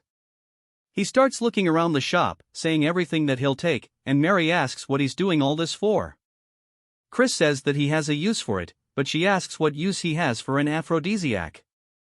And she starts getting the wrong idea, they're kind of staring at him, and Chris starts to sweat nervously. Then she starts to think that maybe it's time for the both of them, but he tells her it isn't, and she says that she understands. He yells, saying that he said it isn't and that it's not for him, it's for someone else to use. She slyly locks in on the JoJo pose, asking if it could be for the Count. Chris nods his head, and the shopkeep also understands because Raiden's age is getting ahead of him. Chris tells the shopkeep that for the Count's honor, he must absolutely keep this a secret, and he says that he'll be careful. It then jumps to a little bit later, and we see Thurn greeting Chris. Chris says to repeat his title and starts talking to him, and he hits the whole thing. He says that he heard the black pill hunt is dangerous, so he should avoid getting hurt. Chris asks if he's worrying about him, and he says that he's just worried they won't have a proper duel. And of course, bro just hella embarrassed. The Count says that he should make sure to flatten those House Tyramin bastards' noses. Chris says of course, and he shall bring back some refreshing news. Their father starts asking Thurn what the King Emperor thing from before meant, and Thurn gets way too embarrassed, saying that he doesn't need to know. It then jumps to the house of Count Tyramin, and we see a little goblin saying that he's only going to say this once more and that Chris is not allowed entrance into the Count's mansion. The boys start getting his back, saying that they can't believe he's acting this way, asking if he even knows who this person is. The goblin says that the young master also has orders and he has no favor to repay a good-for-nothing bastard. Chris asks if he's trying to tell him that he needs to find his own accommodations. The goblin says that is the case and says so nervously. One of the boys says he's immediately going to go cut that bastard's head off, but Chris gets him to stop, asking about the payment for the accommodations. Then the goblin gets scared, saying that he can bill it to Count Tyramin. Chris asks if that's really the case as we see a fancy-ass courtyard, a fancy-ass house. Bro actually gone out of his way to rent a mansion. The workers ask how much this cost, debating that it's probably at least 100,000 rupees. Chris says it's not often they can spend someone else's money as much as they want and that he'll give them 1 hour to organize their luggage and they can go out to drink after there's some movement in one of the luggage. Chris says that he just heard something, only for Mary to pop out saying that this mansion is just super and that it looks perfect to serve him. Chris asks why the hell she's here, and she says that she hid inside his luggage because she promised to be his maid forever. She says that seeing how shy he's acting is adorable and based off his expression, he surely missed her. Someone then yells, calling out to him asking what the hell is up with this bill. We are introduced to Yahello, the third son of Count Tyramin. Chris says that since the protagonist of the Black Pill Hunt told him to go find his own place to sleep, he did. Asking what's wrong, he says that since this honored one can't stay in a mere hotel, he just purchased a passable mansion. It can't be that he's squabbling like this because of mere money. Considering he's a pathetic person who doesn't know how to treat guests, he thought it was a pretty cheap price for teaching him manners. A lawyer starts to get pissed and squeezes the paper while releasing some kind of spell that summons a panther. He asks Chris if he wants to die. Chris says that this must be the Count's subjugation arts. Unlike the Alliance's taming subjugation arts, these are dark magic that binds and controls the demon beast through fear. There are formulas secretly mixed and that paralyze the demon beast's reasoning and cause delusions of fear and excitement. However, it's a bit more complex than he thought, so it'll be a stretch to learn it all in a short period of time. But for now, he wants to beat the living hell out of it. Chris then tells Mary that in order to eliminate that scary kitty, he definitely thinks he'll need a weapon. She laughs, opening up their little storage. He pulls it out, telling Alrose to go ahead and come at him. Alrose yells, saying that he doesn't want him to order around.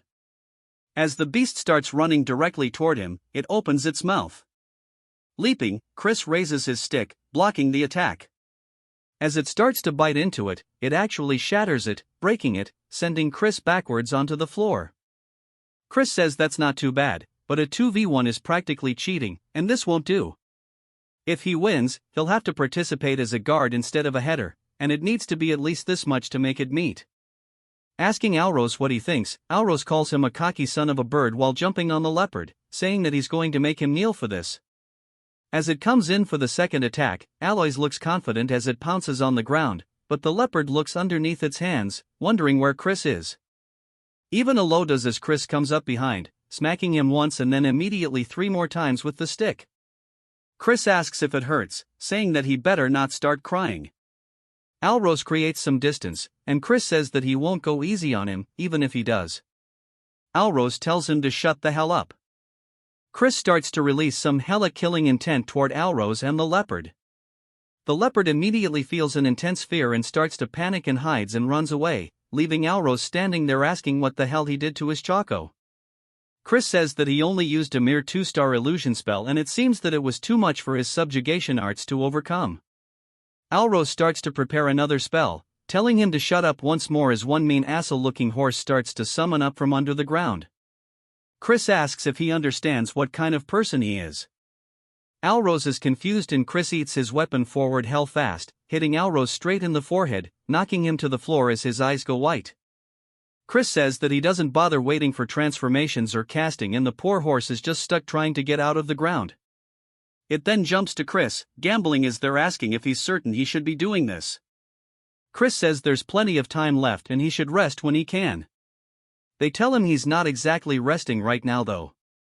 Chris asks what's wrong with a good-for-nothing guy like himself doing what he should be doing. Asking Mary if she agrees, she says of course and just seems so happy and says that as long as he doesn't drink alcohol, poor Chris wants actual alcohol, but she won't give him any. But it's not like he can say no. The goblin from earlier asks why Yahello wants them to keep an eye on such a bastard. Chris says they should come join him at the table. He's sure their master won't wake up until tomorrow since he beat him to a pulp and he'll keep it a secret. Asking what they think about it, they tell him to mind his own business and he tells them to have fun watching them as they continue going all the way until nightfall. We see the goblin and the hyena dude staring down at Chris, saying that he's sure he's a good-for-nothing and it's pointless to keep watching him for any longer. As they start to leave, he opens his eyes and notices they're gone. Now, then sits up. He then looks out the window and says it's late and he should get moving. He marries the goat. He tells her that he needs to go somewhere real quick, telling her not to follow. She starts to seem suspicious, saying that she knows there's an aphrodisiac in his pouch and that she knew it wasn't for the count but for him to use. She says that she's already sad being unable to attend him in bed, but she will cheer for his nighttime activities. He says that she sure loves running her mouth at the Kitten Mountains. Chris says that this is the secret land of the Count, and the energy of demon beasts is very dense here, just as his reputation suggests, and he should be reaching the hunting ground soon. He finds it, saying there it is, but he only sees 2 guards. Saying this is pretty relaxed, and it's a good thing he learned the invisibility spell from Mary. She asks what he plans to do with invisibility magic, and he asks why she's always making things harf. As Chris starts to walk past them with complete ease, making his way deeper and deeper into the hunting grounds, he spots an altar. Saying that this is where they will hold the finale of the Black Pill hunt, and it's just as eerie as they say. We see that fox-like girl from before, saying that the way to obtain a black pill is to make a kage offer its life to him. In other words, he must make it so terrified that it would rather die instead. Just as opposites are connected, intense fear and radiant joy are on the same spectrum in that short moment, the useless ash pill is reborn as the black pill. That's why the house of Count Tyramin, which specializes in dominating demon beasts through fear, is the one leading the black pill hunt. Chris says that he sees, and we learn that that girl's name is Lena, and he says that just as she mentioned before, he was planning to steal their ultimate technique and let the cage off run wild after giving it the aphrodisiac mixed with various stuff and monopolize the black pill for himself. But there is not enough time to steal their technique and learn it, so he has to go and do a different method. He starts to sense some kind of magic spell and turns, wondering if he was spotted, only to tell where it came from, and he realizes that he has to go check it out. As he makes his way deeper into the forest, he comes across a cave and puts on his hood before he enters. And as he does, an ominous red aura brushes past him, and he says that it has such intense malice, and he can tell at a glance that this is a top-ranked barrier of dark magic. He wonders if this is what he thinks it is, and that it might be a crevice of Gehenna, the world of demons, and he can't believe there was such a crevice linking it with the human world right here. Then he wonders what would happen if he lured the cage off over here, and he even has something to do it with. And he smiles, saying that he will wait for the hunt. As we see a bat watching him from the ceiling, Chris takes leave. It spreads its wings and reveals itself to be Simon, who says that he didn't expect the little bastard to be so interesting. Not only did he pummel he even made his observers let their guard down by acting like a fool.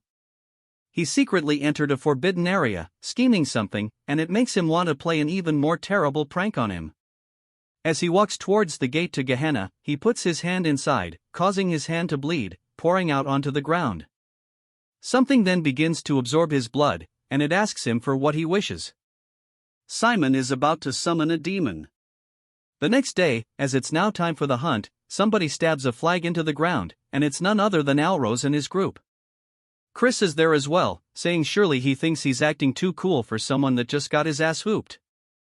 Alros tells him to shut up, saying that he's the poser, asking why he brought the holy sword when he can't even use it.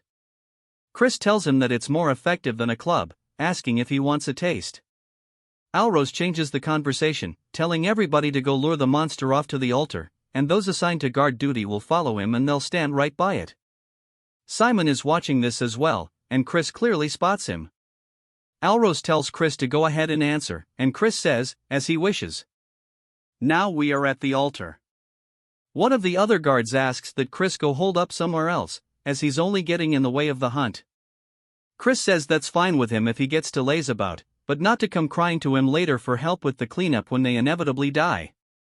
The bit clearly pisses the dude off, but Alros tells him not to tire himself out before the hunt has even begun, and that the good-for-nothing can go guard the flag. Chris says this good-for-nothing will protect the flag to his utmost. Chris starts to sit down by a tree, saying that he wants to see them do their best, as they're just going to be playing straight into his trap. He made sure to pack the dagger and ash pill with him as well. While they start looking around for the sound, Chris can tell that it's coming, and we are finally introduced to the Cageoff, which is a rank 4 magic demon beast. He wonders why the hell it looks so derpy, since it looks oddly cute. The rest ask Alros if he's ready, telling him it's time. His animal buddy also tells him to begin the subjugation art. Alros stretches out his hand, starting to cast it, as the Cageoff continues hitting the ground with its beak.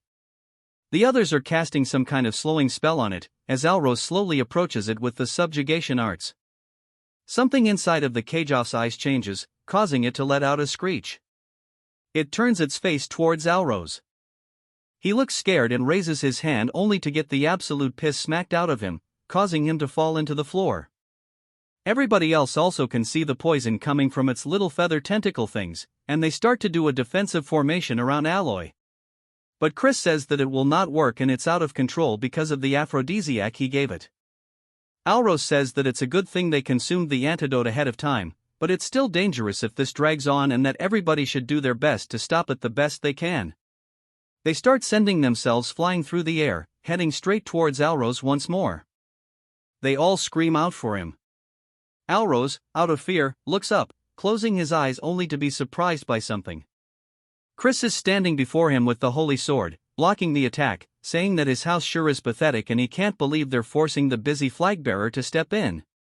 He'll be nice and bail him out if he promises to call him Big Bro. Alros calls him a crazy ass, asking why he should. Chris asks if he really doesn't want to. It's not like he is all the time in the world. Everybody else begins coughing due to the poison, and Alros grits his teeth, realizing he's right and tells him to help, calling him a bastard. Chris says that he better keep his promise, and he smacks the side of the Kage off the head. He then begins to use his own version of the subjugation arts, stretching around the side of the Kage, off restraining it. Alros is surprised, asking how he's using this. Chris asks if he really thought his family were the only ones who could use it, as long as it's not a secret technique, something like the intermediate subjugation art. This is nothing, as he rotates his body, grabbing onto the chains that have been created from the art.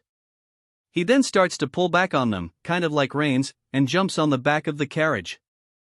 It starts screeching and running, and Alros yells, telling him to wait because over there is a crevice. As he tries, warning him, Chris smiles, as he already knew this from last 18 night, he heads straight towards it. The carriage off starts going crazy, and he says this is surely the first time it's seen the malice of Gehenna and tells the carriage off to be terrified as its eyes, which were a very bright red, shift to a very bright yellow color instead. Chris said, now, as he tightens the grip on his dagger, stabbing the carriage off, killing it on the spot, the rest run in, asking him if he's okay, warning him that this cave is extremely dangerous, so they need to hurry up and get out. Chris tells them not to be such wimps and asks them what they should do if it turned out to be an ash pill and not a black pill. Alros starts to feel frustrated, and his boy asks Chris what the hell he's going to do about this because if he didn't intervene, but Alros tells him that this is enough and to leave it. He then calls out to Chris, thanking him for rescuing his subordinates, and they got to finish without any major injuries thanks to him. Chris is surprised he admitted that to him and says that he actually feels a bit bad now, and it makes him feel even worse knowing he swapped out the black pill. Still, he must do what he must do, and he tells him to call him Big Bro since he promised after all. Chris asks if he's going to go back on his word, and Alros says he's never made such a promise. He's 2 years older than him. The entire cave begins to shake, and people start falling over due to the intense pressure. Alros asks what's going on, and Chris starts to know what it is. As we see 2 giant blue eyes appear in front of them, Chris starts to look a bit anxious. We hear a monster saying that it's the first time it's seen a plaything in a while. Chris says this is a demon of Gehenna. Allo, shaking with fear, tells Chris to run away since he's an outsider and that he should save himself. Chris spots Simon up on the ceiling and rotates his wrist, getting the dagger ready, jetting it straight towards him. It goes straight through Simon, or at least it turns out that's his familiar that he was using to keep watch over things. As it starts to lose connection, Simon is surprised, asking when he noticed. He was planning on stopping the demon after observing for a bit. Now that the bat clone he planned to use to teleport there is gone, it'll take him at least 5 minutes to get there, even if he uses blood magic to its limits. And if he gets there too late, everybody will die. He immediately starts leaving. Turns out he's not a bad guy and he's just wanting to play a prank like he said. The demon calls that interesting, asking Chris what he's scheming. Chris says he just doesn't like it when people try to take sneak peeks at him. The demon laughs, saying that he sure does have a lot of concerns for a dead man. Chris says if you were to compare him to the demons he faced during the Age of Destruction, he would have to be a low-ranking demon, but he is at least a 5-star and he's not someone that he can currently face. He then raises his finger up into the sky, saying that it's not all bad. As he uses the same spell to put everybody else to sleep like he did that one girl when Lardos and Pomodore were trying to kill her, Yahello's subordinates start to lose consciousness. Alros yells, asking what the hell he's doing when they need to fight together. Chris says that he sure does have a strong resistance to magic and hits him straight in the gut, telling him to go to sleep already. I think he just killed him. Rip the demon asks if he's going to offer them to him and that he shall spare his life and even personally bless him in exchange for the sacrifices. Chris tells him to stop yapping and it's his principle not to associate with demons. As he starts to unshed the holy sword, the demon recognizes it, saying that the idea is commendable but a holy sword that he cannot use is merely a piece of junk. As he starts to prepare a spell, it shoots out directly towards Chris. He blocks it with his sword, but it's not enough as it sends him flying into the wall of the cave, knocking him unconscious. The demon then grabs him by his arm and lifts him into the air, saying that he shall give him a chance to offer them to him and then he shall spare his insignificant life. Chris spits in his face and asks why he thinks he can't use the holy sword. He manages to free himself from its grasp and grabs onto his legs. Tucking as he lands the flip onto the ground, he then starts to use his other energy core as the holy sword's tip begins to regrow using aura. The demon looks nervous, asking how a fiend like himself can use the power of light. Chris asks if he's finally feeling as if his life is in danger. The demon says that this isn't going to stop him as he starts to form a giant red orb directly in front of Chris. Chris readies himself, taking a slightly wider stance and yells, using the Dead Sea cleaving light as he swings his sword down, sending out a giant yellow wave directly towards the demon. The demon says this can't be as it takes the attack. It lets out a scream, and I'm assuming that he kills it because it drops to the floor. Chris's eyes look extremely tired, and he says that he pushed his body too hard. As his vision grows more narrow with every passing second, he starts to fall over onto the ground, and they begin to lose focus. We then see his past life, and Evan is asking him if he really replicated his ability.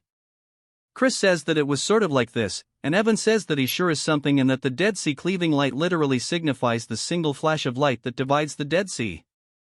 But it's ironic.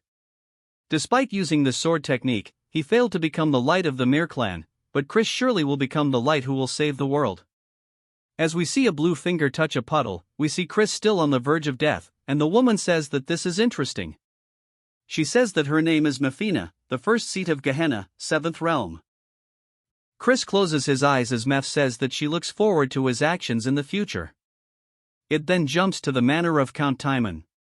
Chris says that his head hurts and he can't believe that he's been lying here for 2 whole days.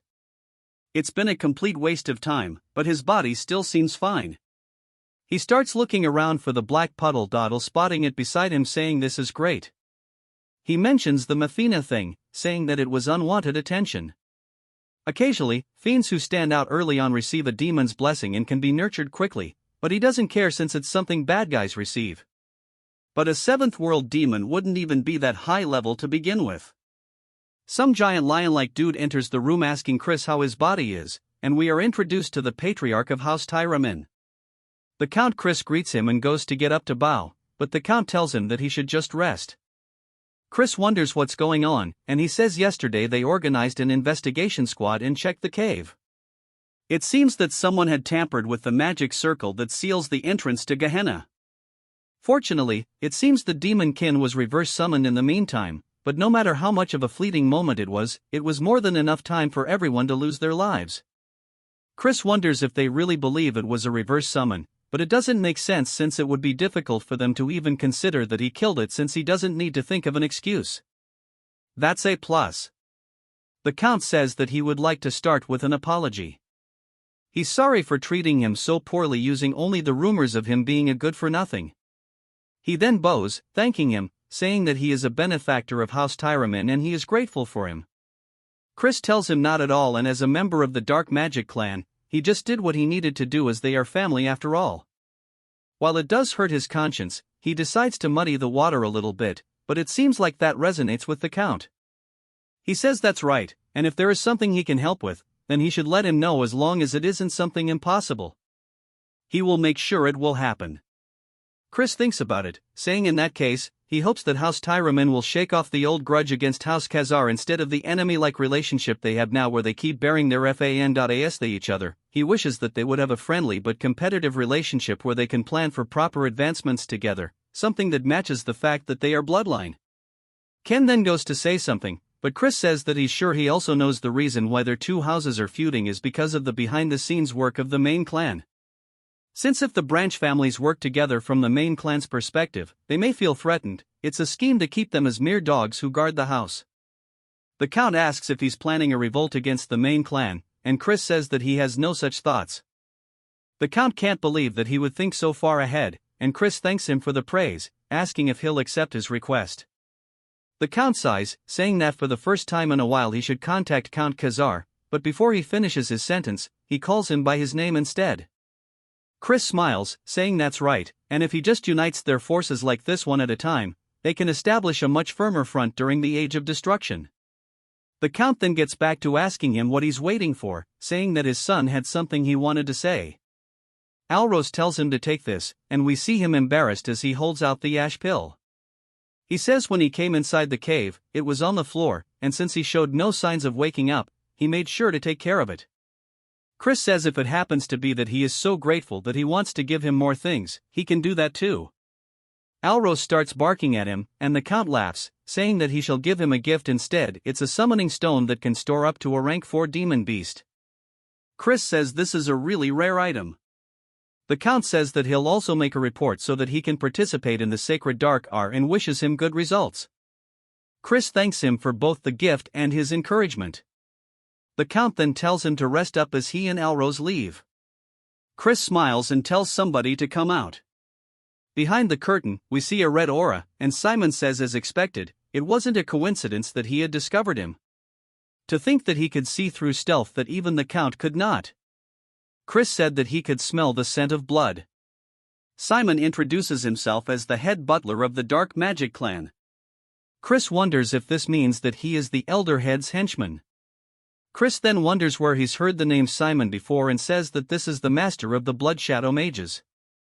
He explains that the Blood Shadow Mages don't differentiate between the Magic Empire and the Dominion of Light. They are a psychotic organization who reveled in indiscriminate slaughter and terrorism. The leader was a fiend who reached the heights of 8 stars, and during the endgame of the Age of Destruction, he reached 9 stars and became the 10th Demon King. He can't even count how many times they almost died because of that leader. And not to mention, Simon is the blood and flesh of the Demon King of Carnage. Simon said that he never thought that the young master would be this amazing. Not only that, but to think that he could even eliminate a demon. Chris says that he's certain that he took care of it alone, asking if he might have seen the Dead Sea cleaving light. Simon says that he can tell he's playing dumb. After having gone to the cave, even the demonkin's corpse was completely annihilated, leaving no trace. And that it was not a reverse summoning, for it to be completely vaporized inside the cave. He's impressed by his skills, and he wants him to explain how he did it, as he should understand what he's saying since it will all be reported to the Elder Clan head. Chris asks why he should reveal his trump card. Simon reminds him that this will be reported to the Elder, and Chris says that if he were the Elder Clan head instead of a little nerd who answers every question, he would be like a predator who keeps their claws hidden to the very end.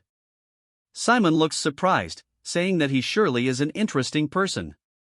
And Chris asks if he's not going to apologize. Simon asks what for, and Chris says it's normally difficult to differentiate between a reverse summoning and annihilation just using traces.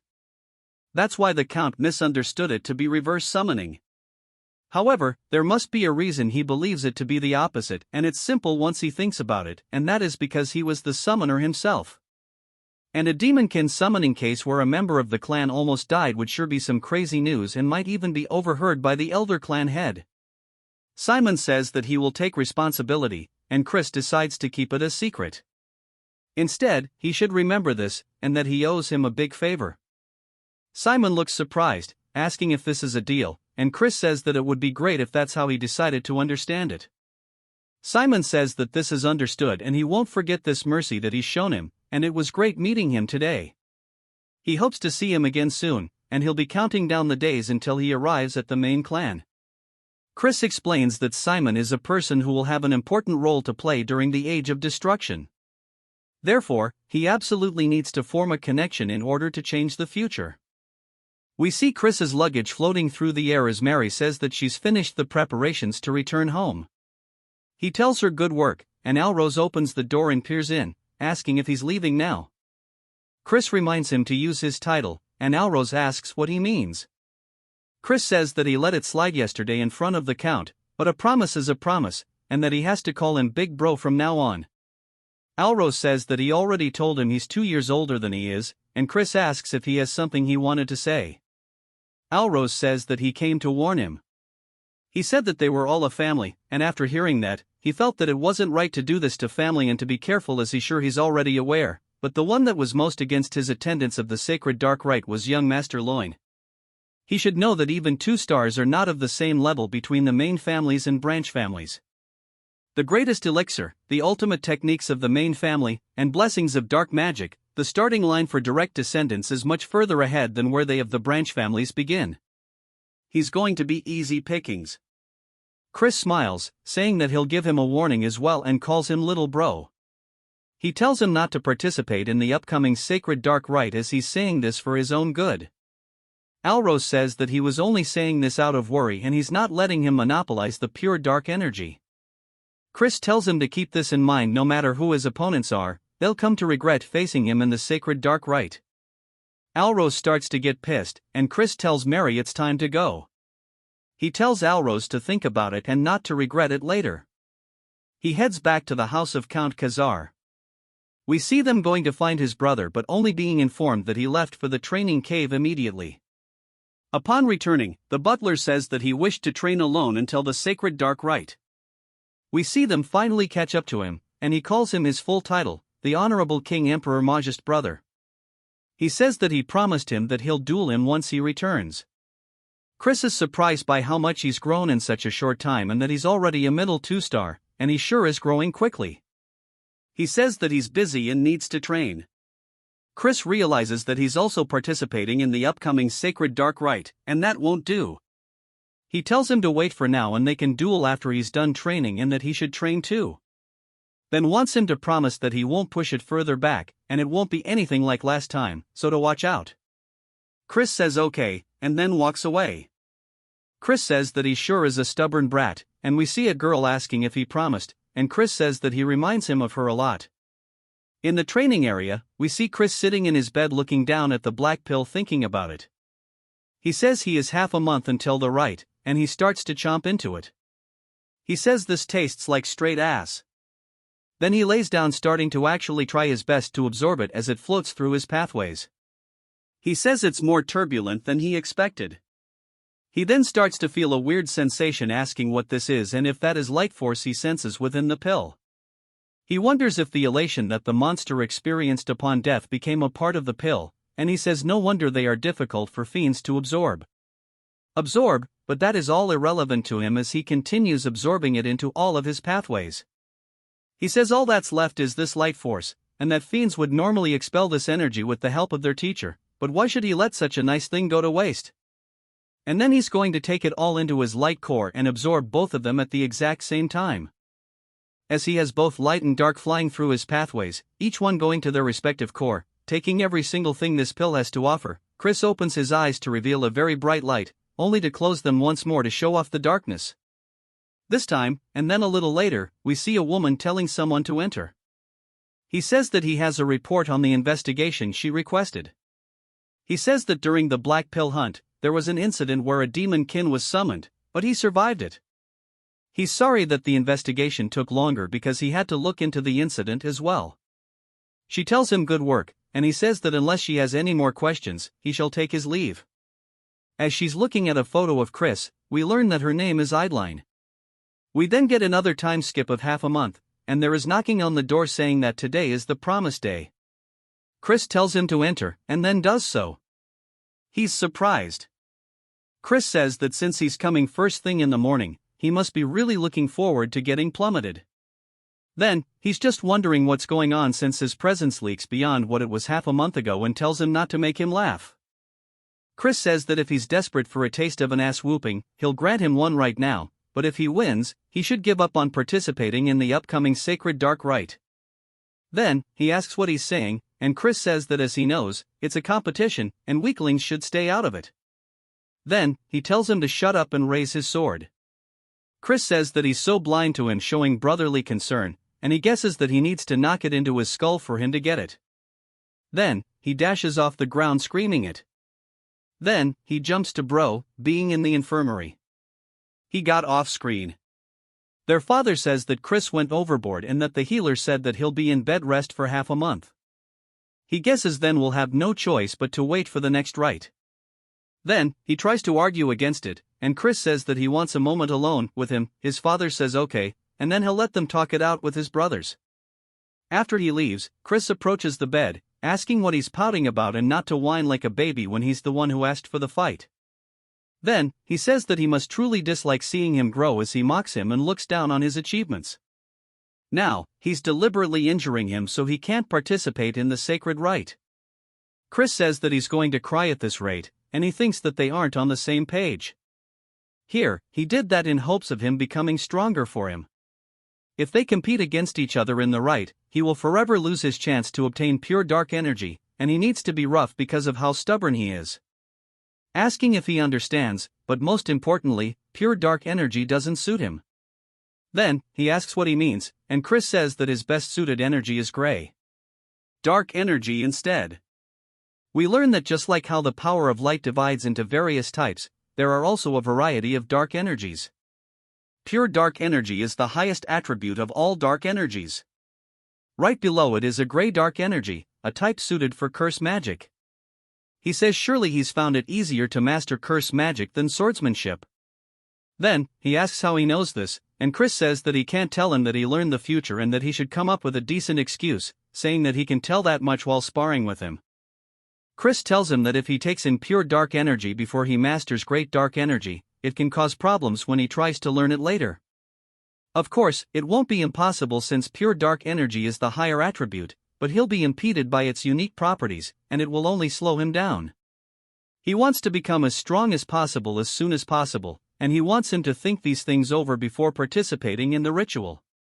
This is his sincere advice to him as an older brother rooting for his younger brother's growth. Then, looks super touched, and then Chris gives him a gift. He sees it and recognizes it as an ash pill. Asking why he's giving him such a valuable item, Chris says that's because he's his little brother. Asking what other reasons he needs, he already ate something better anyway. Then, even starts to tear up and damn, this is just way too wholesome. He says, if he was capable of changing like this, he wonders why he acted like a turd. Even when their mother was on her deathbed, and if he knows how much heartache their mother suffered through because of him. Chris stares at him and sits down beside him, saying that he didn't understand it back then.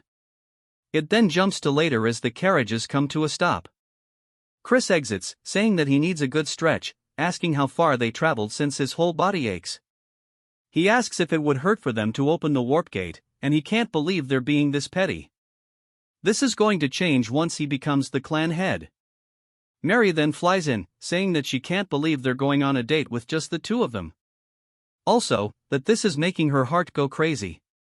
He says that she doesn't even have a heart, and he explains that because the main family limited him to bring in one companion, he can only come with Mary since she's attached to him due to their pact. He sees other people talking about him, and Mary says that he is already famous. We then hear Simon calling him the young master, and everybody else is surprised as they recognize him and they ask what the head butler is doing the greeting. The good-for-nothing Simon says that it's only been half a month, but he's managed to grow so much more. Chris asks if the elder clan head, Aide, has nothing better to do with his time. Simon says nonsense as he is here on his orders specifically, and that the elder clan head would like to meet him personally. Simon says that he doesn't even seem surprised, asking if he was expecting this. Chris says that no, he actually was surprised, but Simon says that's not what he saw. It then jumps to the clan head's room, and Simon says that he's brought him the clan head. The clan head says good and tells Chris that it's been a while. As we see Marion with him too, Chris starts to feel a very powerful gaze, saying that this presence is dominating and he can barely stand from the pressure alone. And for him to exude such dark energy despite knowing that someone of his level can't withstand it is pretty crazy.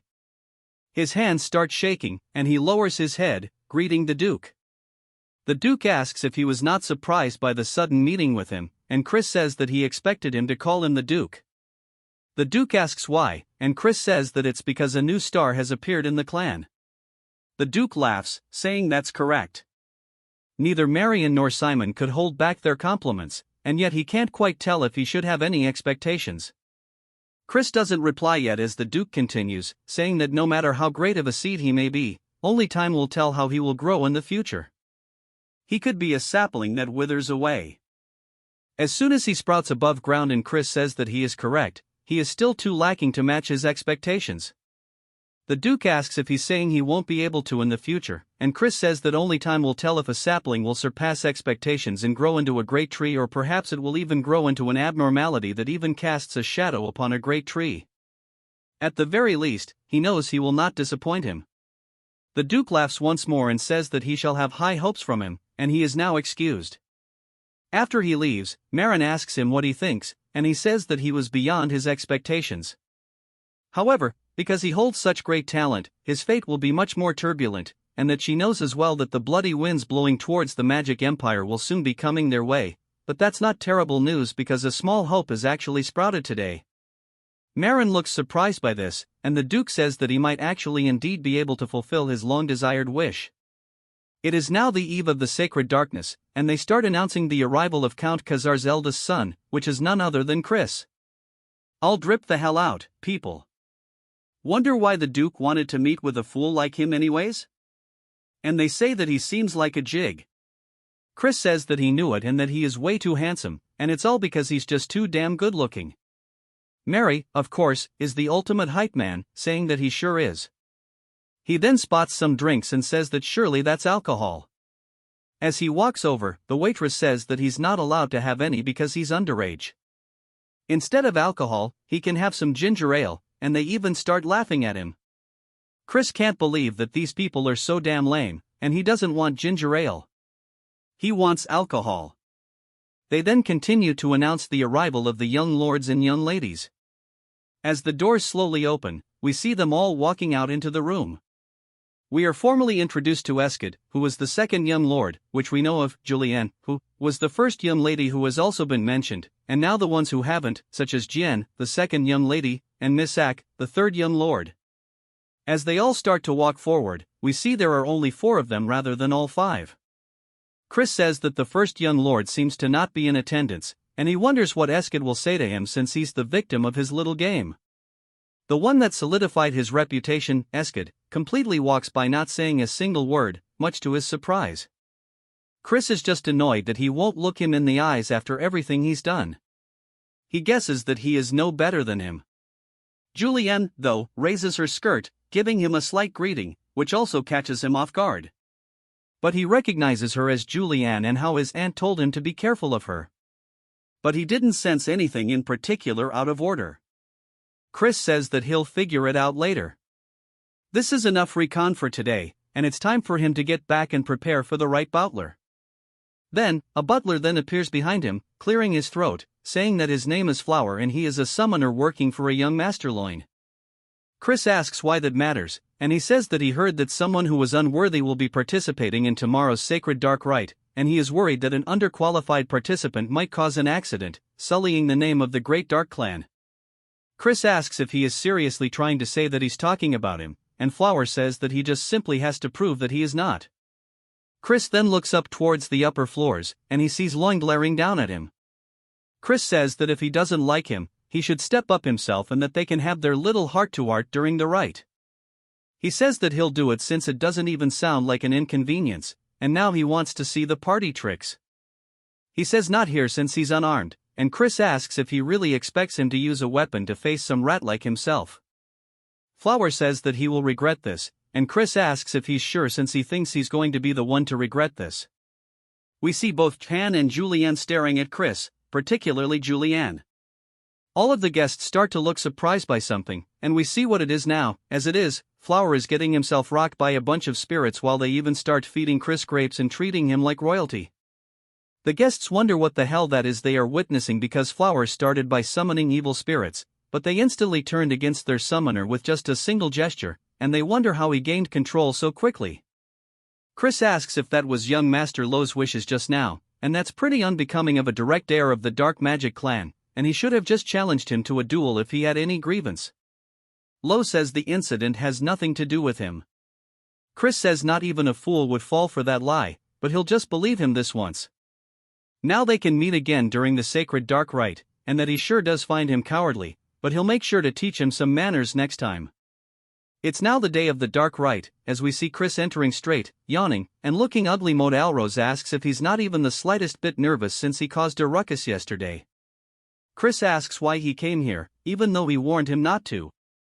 Calling him little bro, Alrose asks how he could push back the sacred dark rite, calling him crazy. Loin then makes his way down the stairs, glaring at the rest like he's so much better than them. Chris tells him just to wait. We then hear an older person's voice as they ask if everybody's assembled. They introduce themselves as Sebastian, the vice butler in charge of the main house. He says that he shall now take them to the sacred ground where the dark rite will take place. He taps the floor with his staff, sending out some weird colors. It looks like a bad acid trip. Everybody else sees some stairs forming up underneath them and they're surprised by this.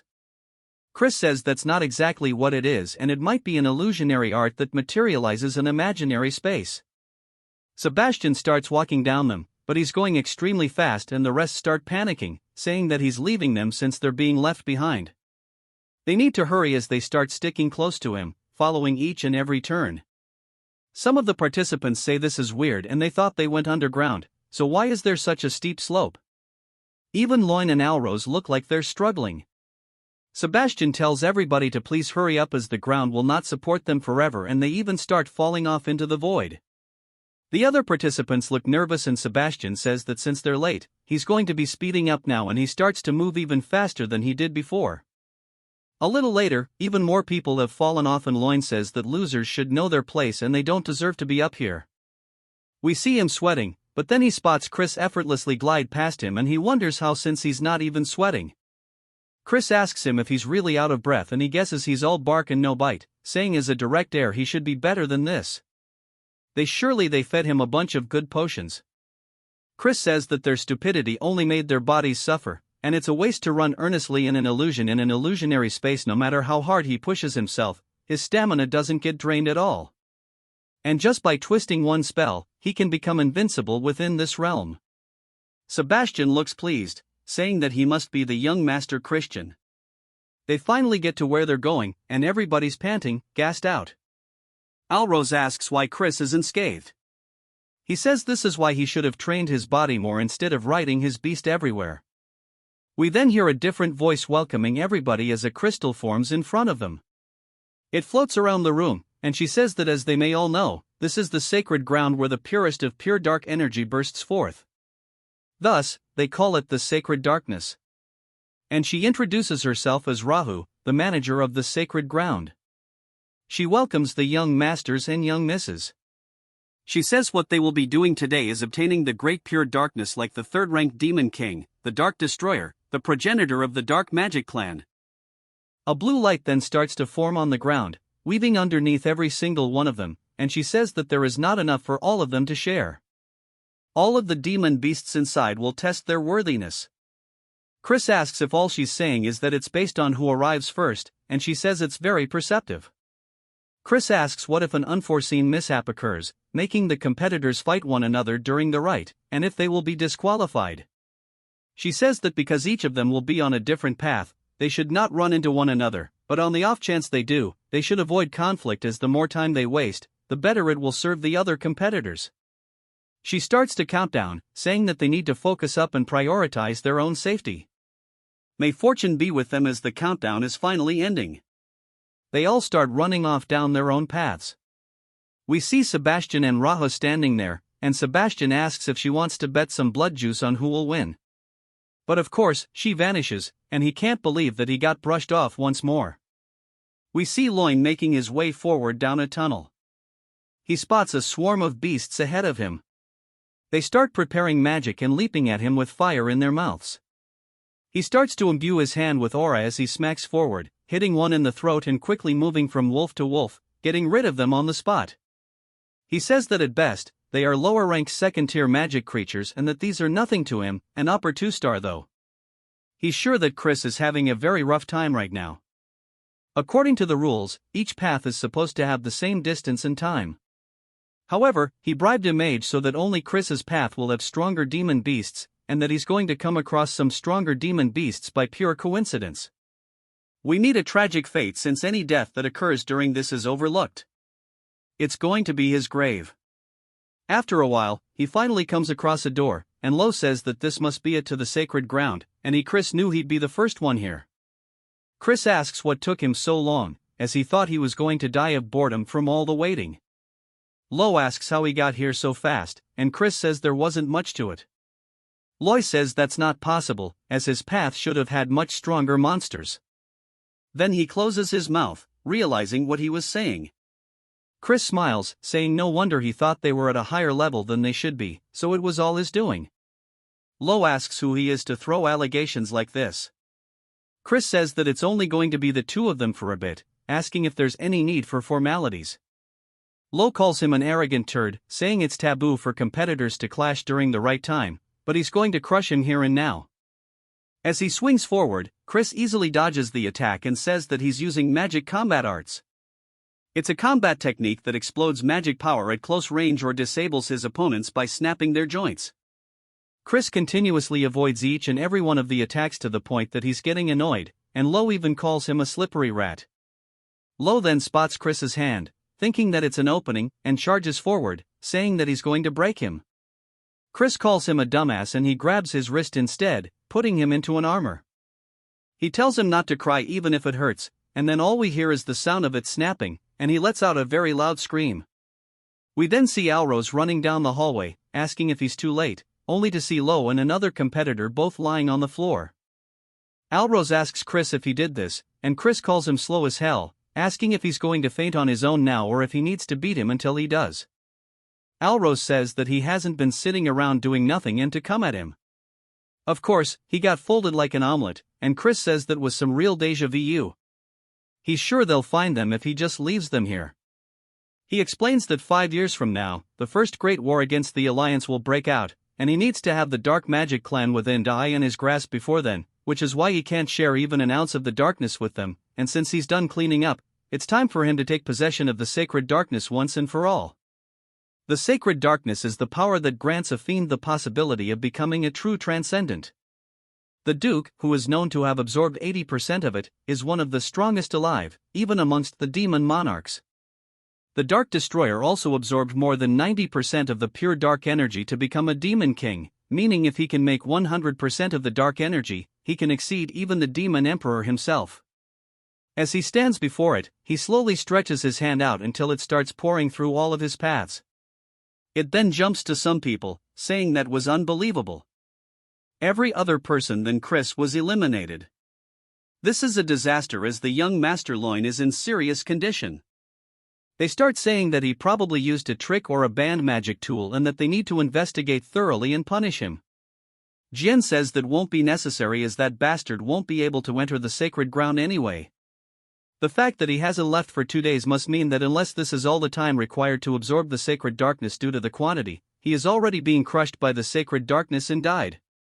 Even the Duke had run into a limit of how much he could absorb, and that Chris is definitely dead and there won't even be a corpse. Left behind, as she walks away, she closes the door and looks pissed, saying that even if he comes back alive, she'll kill him herself because when her father died during his battle against the Alliance, only she and Loin were adopted by their uncle Viscount Langham.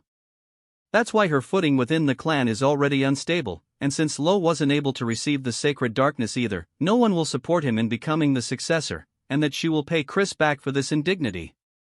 Even some of them start saying that the good-for-nothing still isn't out yet and that he must already be dead and it's punishment for being greedy without knowing his place, and they say that even the ghost over there is waiting for her master, but she'll soon meet her master's ghost. Mary puts a hole into one of the bags, pretty much giving them a warning, and she says that her heart flutters as she waits for her young master, but if they keep being noisy around her, she'll turn them into ghosts under her control. They run away saying they're sorry, and she returns back to being a cutie pie, telling Chris to return quickly as a man who makes a maiden way is not cool at all. It then jumps to Chris, sweating hella, saying that this is an unending darkness that chokes the breath from his throat and that he's only around the 70% mark and that this is a lot more difficult than he expected, but he has to endure no matter what. The real test will begin around the 90% mark and if he takes in too much, he will die. Ceases his limit, his core will shatter, and he will die here before the war even starts. He then realizes something, saying that's right, and that if only he had a dragon heart, the dragon has the largest container for their core. So even if it's just for a few minutes, he can imitate its heart. There might be something about it. As he does his best to do so, even more energy is being absorbed, and it slowly starts to shatter. He says this is his limit and needs to stop. We hear Mafina asking him if he needs help. He then sees her appear in front of him in this subspace, and she's a big girl, but he is just taken aback. He asks how a demon is in this space, and she says that the power of demons is to communicate within darkness, and this poses no difficulty to her. And that it is possible for her to help him in this instance without any conditions. He asks why, and she laughs, saying that it's just a fleeting whim and to take her hand as it will let him take in all of the sacred darkness. It then jumps to 1 week later, as the Duke is setting down his cup. He says that he would be hard-pressed to say that Chris is still alive when there has been no news at all. Marin seems confused, asking why he would be so greedy to this point. Simon says that Count Langham also agrees with him, and he wishes to close the pathway leading to the sacred ground. Soon, the Duke thinks about it and asks Simon if he will give the command. The Duke says that he is just trying to test this old man, and he asks Simon if he thinks that Reckless Child is still alive.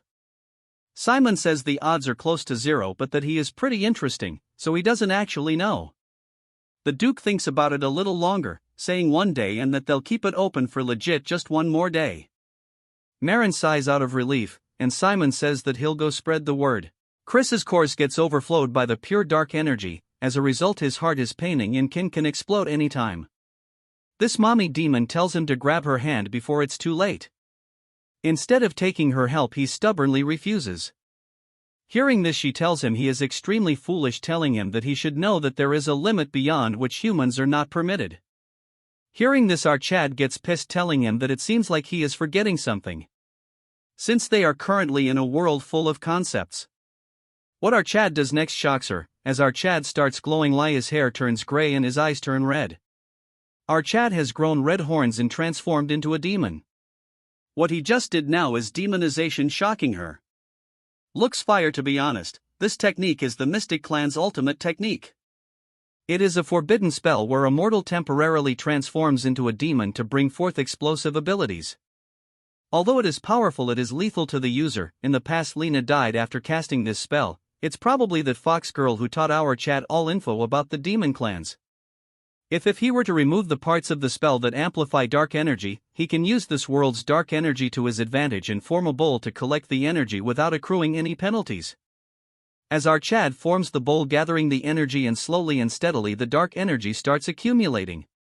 Since this plan worked with this container, he can collect beyond 90% purity and make all the sacred darkness his. The demon mommy is in disbelief that our Chad formed a black crescent. It's not possible that a mere mortal no different than an insect has shed his body, in order what she said that he has surpassed human limits. As he gets all classy telling her that it's because he is genius.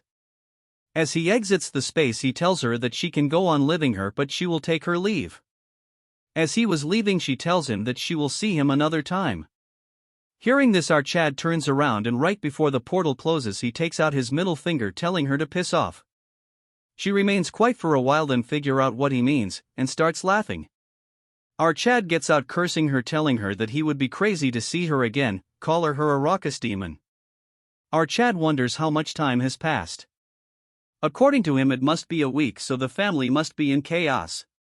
He undoes the demonization and says that it's time he should play a prank. After some time a butler barges into the Lord office telling him that Chris has returned. Hearing this everyone in the room is shocked, telling him how it is that he is still alive. The acting head, let's call him Donkey, tell the minion to elaborate what happened. He says that our Chad survived with his life hanging by a thread. As a result he is extremely fatigued. From what the healer said he is sensing pure dark energy, but it's a mess. So it will be difficult for him to utilize the energy forward the energy. One turd curses our Chad, telling him that what can they expect from a turd like our Chad, and there is no way he absorbed more than 80% of the sacred darkness.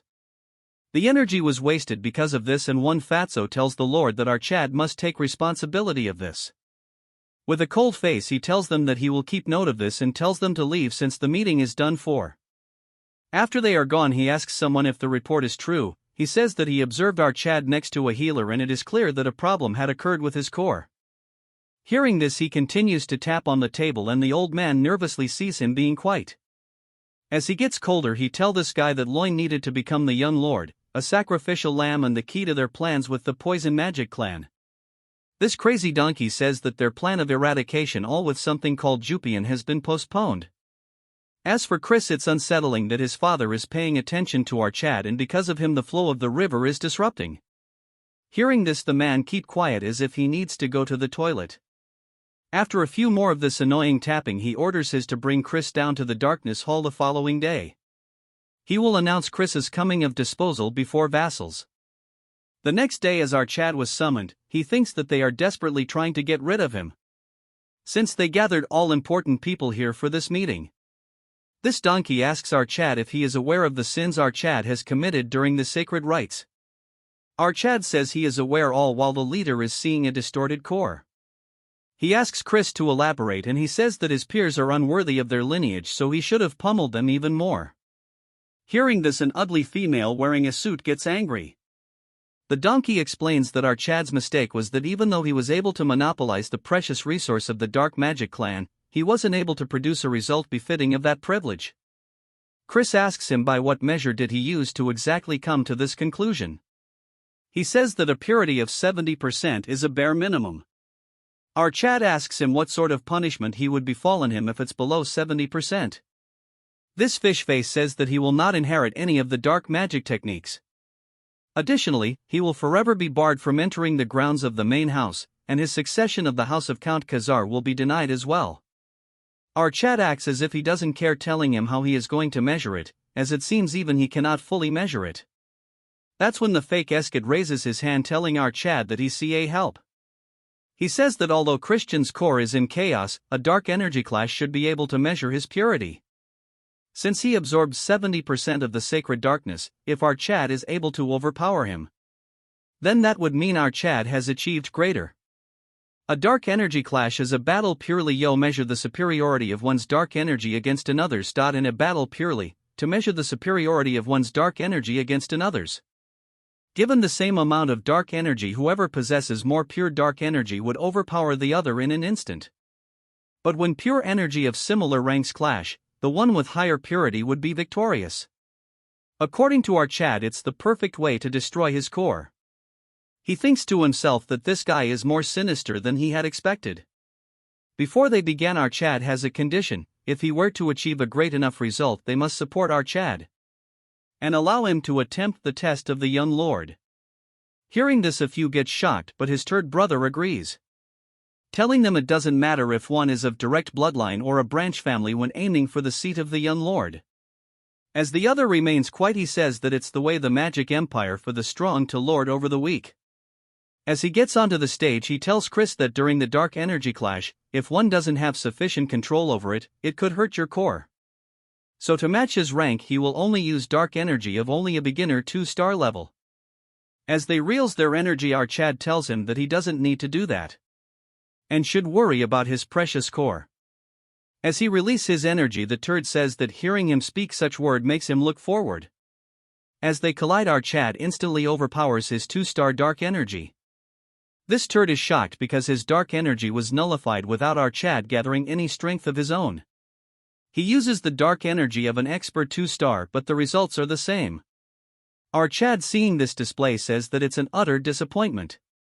He angers him more, telling him that he was acting so high in might yet he is this weak. Because of this taunt, he releases aura. Seeing the reels, the others says that it's a 4-star dark energy. If it hits, it will shatter our Chad's core. A dragon-like energy forms around him. But another dark energy forms from the other side. A huge claw large enough to squash it forms. It's so enormous that in front of it the dragon looks like an ant. As our Chad tells this turd that during an energy clash, if one doesn't have enough control, one could hurt his core, so he should be careful, as the energy damages his core, making him scoff blood. Our Chad takes the energy back, thinking it was not enough and he should have broken his core. Since he is smart, he coincides telling everyone that our Chad has a purity of at least 90%. Hearing this, everyone gets shocked and our Chad turns around telling the Lord that he now has the right to be a young lord. Hearing this, the donkey is shocked, not showing a single reaction on his ugly face. Like always, this ugly turd continues to tap on the table, then tells our Chad that as promised it will be permitted to take the test of the young lord. However, no member of a branch family has taken the test before. As the acting head, he will randomly select a test for our Chad. Chris thinks to himself that what he is saying is that he will give him a test that'll be impossible for our Chad to pass. His qualifications will be assesses at 2 different points. First, he will prove his talents. Next, he will need to achieve a feat befitting of a young lord. Our Chad asks him how he is going to prove his talent, and the turd asks him to reach 3 stars in 3 months. Our Chad remains quiet, telling him if that is all, stating that he is a genius after all, so it won't be that difficult. The man remains quiet, then says that he is looking forwards to seeing what he achieves in 3 months. Later that in a quiet room, the turds sit across each other. As the retard sips tea, he is disappointed on Eskid, and he says that it is all his fault for having underestimating our Chad. Because of this, even his core took a blow, so they must deal with him quickly before he becomes a problem. He tells this junior turd to not worry, since he should be aware why they intentionally go out of their way to not absorb more than 70% of the pure dark energy.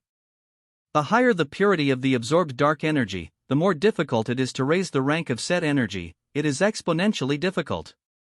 In fact, achieving a mere 3-star level will take multiple times longer than others. So he asks this turd what he thinks will be the case when he has absorbed 90%. So no matter how much of a genius he is, he won't be able to overcome that wall. Moving to our Chad, Marie serves him food, telling him that the news of his performance has spread throughout the mansion. She says that he has made her proud and her heart thrums for him. Chris tells him it's embarrassing. Marie says that while waiting for our Chad this time, she has truly realized what her feelings are for him. As she longed for him every day felt like an eternity. Damn, this hits hard. Hearing this, Chris remembers his past memories. The fox girl is worried about our Chad, and the saintess says that with his agility there is no way he would be hurt. She is Rania, as she tells him to give his hand to her. Hearing this, Foxy says that she can directly say she was worried about him. Hearing this, she gets embarrassed, telling that even the hero was worried about Chris.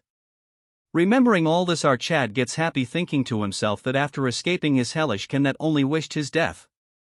His entire life was full of bloodshed until he met those with hearts filled with warmth. As Marie was preparing her blood juice, Chris says now he can speak words he couldn't, thanking Marie for waiting for him. Hearing this, she gets shy, telling him that he has finally understood her true feelings. She acts like her heart was racing. Hearing this, Chris says she doesn't have a heart to begin with. She is so cheesy that she tells him that it was stolen by our Chad. Chris says that since she waited for him, he will give her a reward, offering to go on a walk with him. Hearing this, she starts acting crazy. She gets all dressed up as they go on a walk. What a piece of art, she'd better get a body soon. Chris thinks it's cool to relax once in a while, and she still has to reach 3 starts in 3 months. He thinks that it will be tight, and even with the guidance of the Branch family tutors, still handling over 90% darkness will be difficult by himself. That when a voice intrudes, telling him that he is focused on going around and causing trouble. Turning around, it's our Chad's auntie, and he greets her. She asks him if this is the right time for him to be wandering around the garden without a care, asking him if he found a teacher to aid in his training. He asks her if it's her, but to his disappointment, it's not her.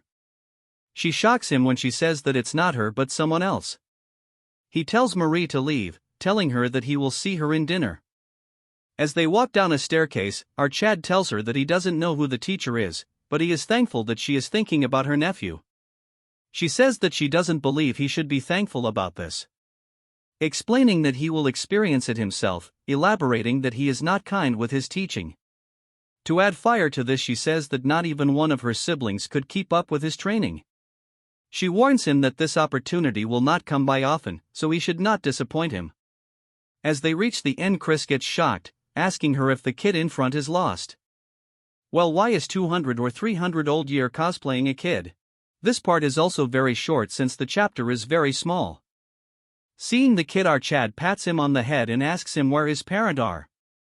But the look on the face of the kid is more scary than he had thought of. That's when our Chad realizes what he has done. His aunt tells him to show some respect and start with a hello, since this is the incarnation of the clan head. As he observes Chris, he gives him a formal greeting.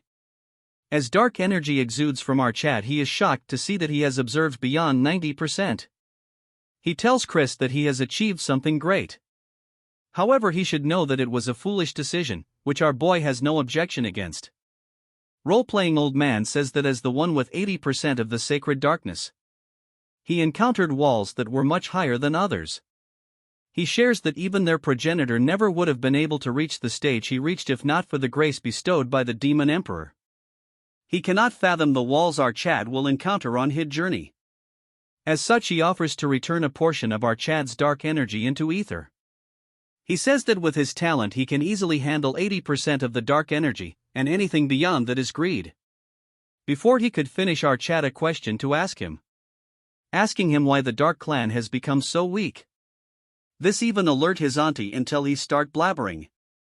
With a straight face, he says that while they may not be at the level of the Mystic Magic Clan and the Undead Magic Clan, those called the Heaven Above the Heavens, they are still seen as the weakest among the 12 noble clans. The little old man asks him if there is a reason for this. Chris says that the Dark Magic Clan has certainly prospered beyond what success he knew in past generations. This is all thanks to the achievements of the clan head. Yet even so, the other fiends say that the Dark Magic Clan are not what they used to be. He says that there can only be one reason. It's because they lack the quantity of absolute stage individuals above 8-5 tars of power.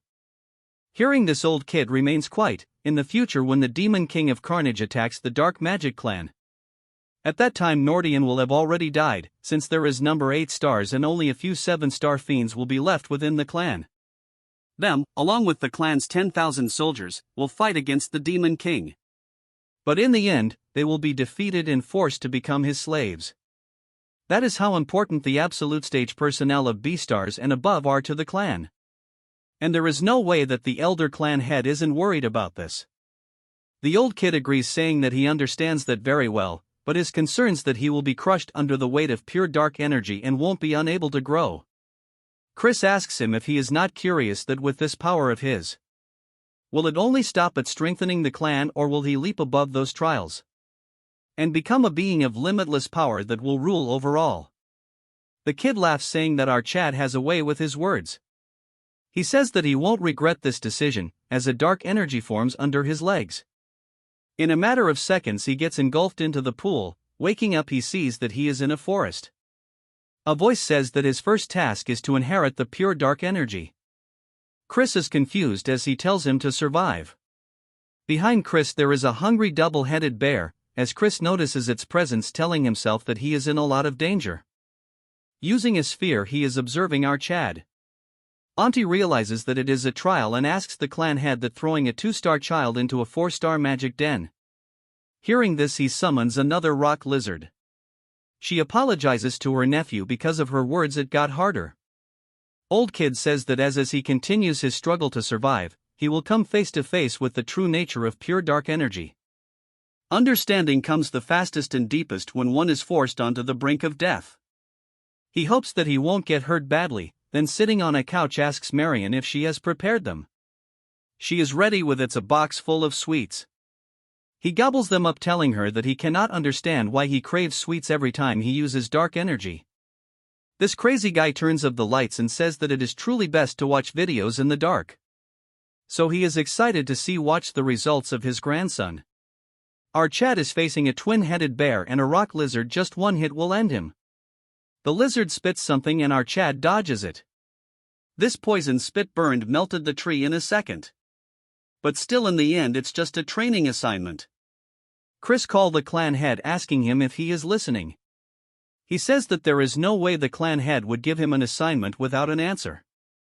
Since there is no answer, Chris says that for an answer, he has to defeat a monster that is incredibly stronger than him. His auntie thinks to herself that he just wants to see him get pummeled and thrown about. Chris confidently says that it will be a piece of cake, as he gets ready to one-shot them. Welcome back, guys. This short part starts with the bear attacking our Chad.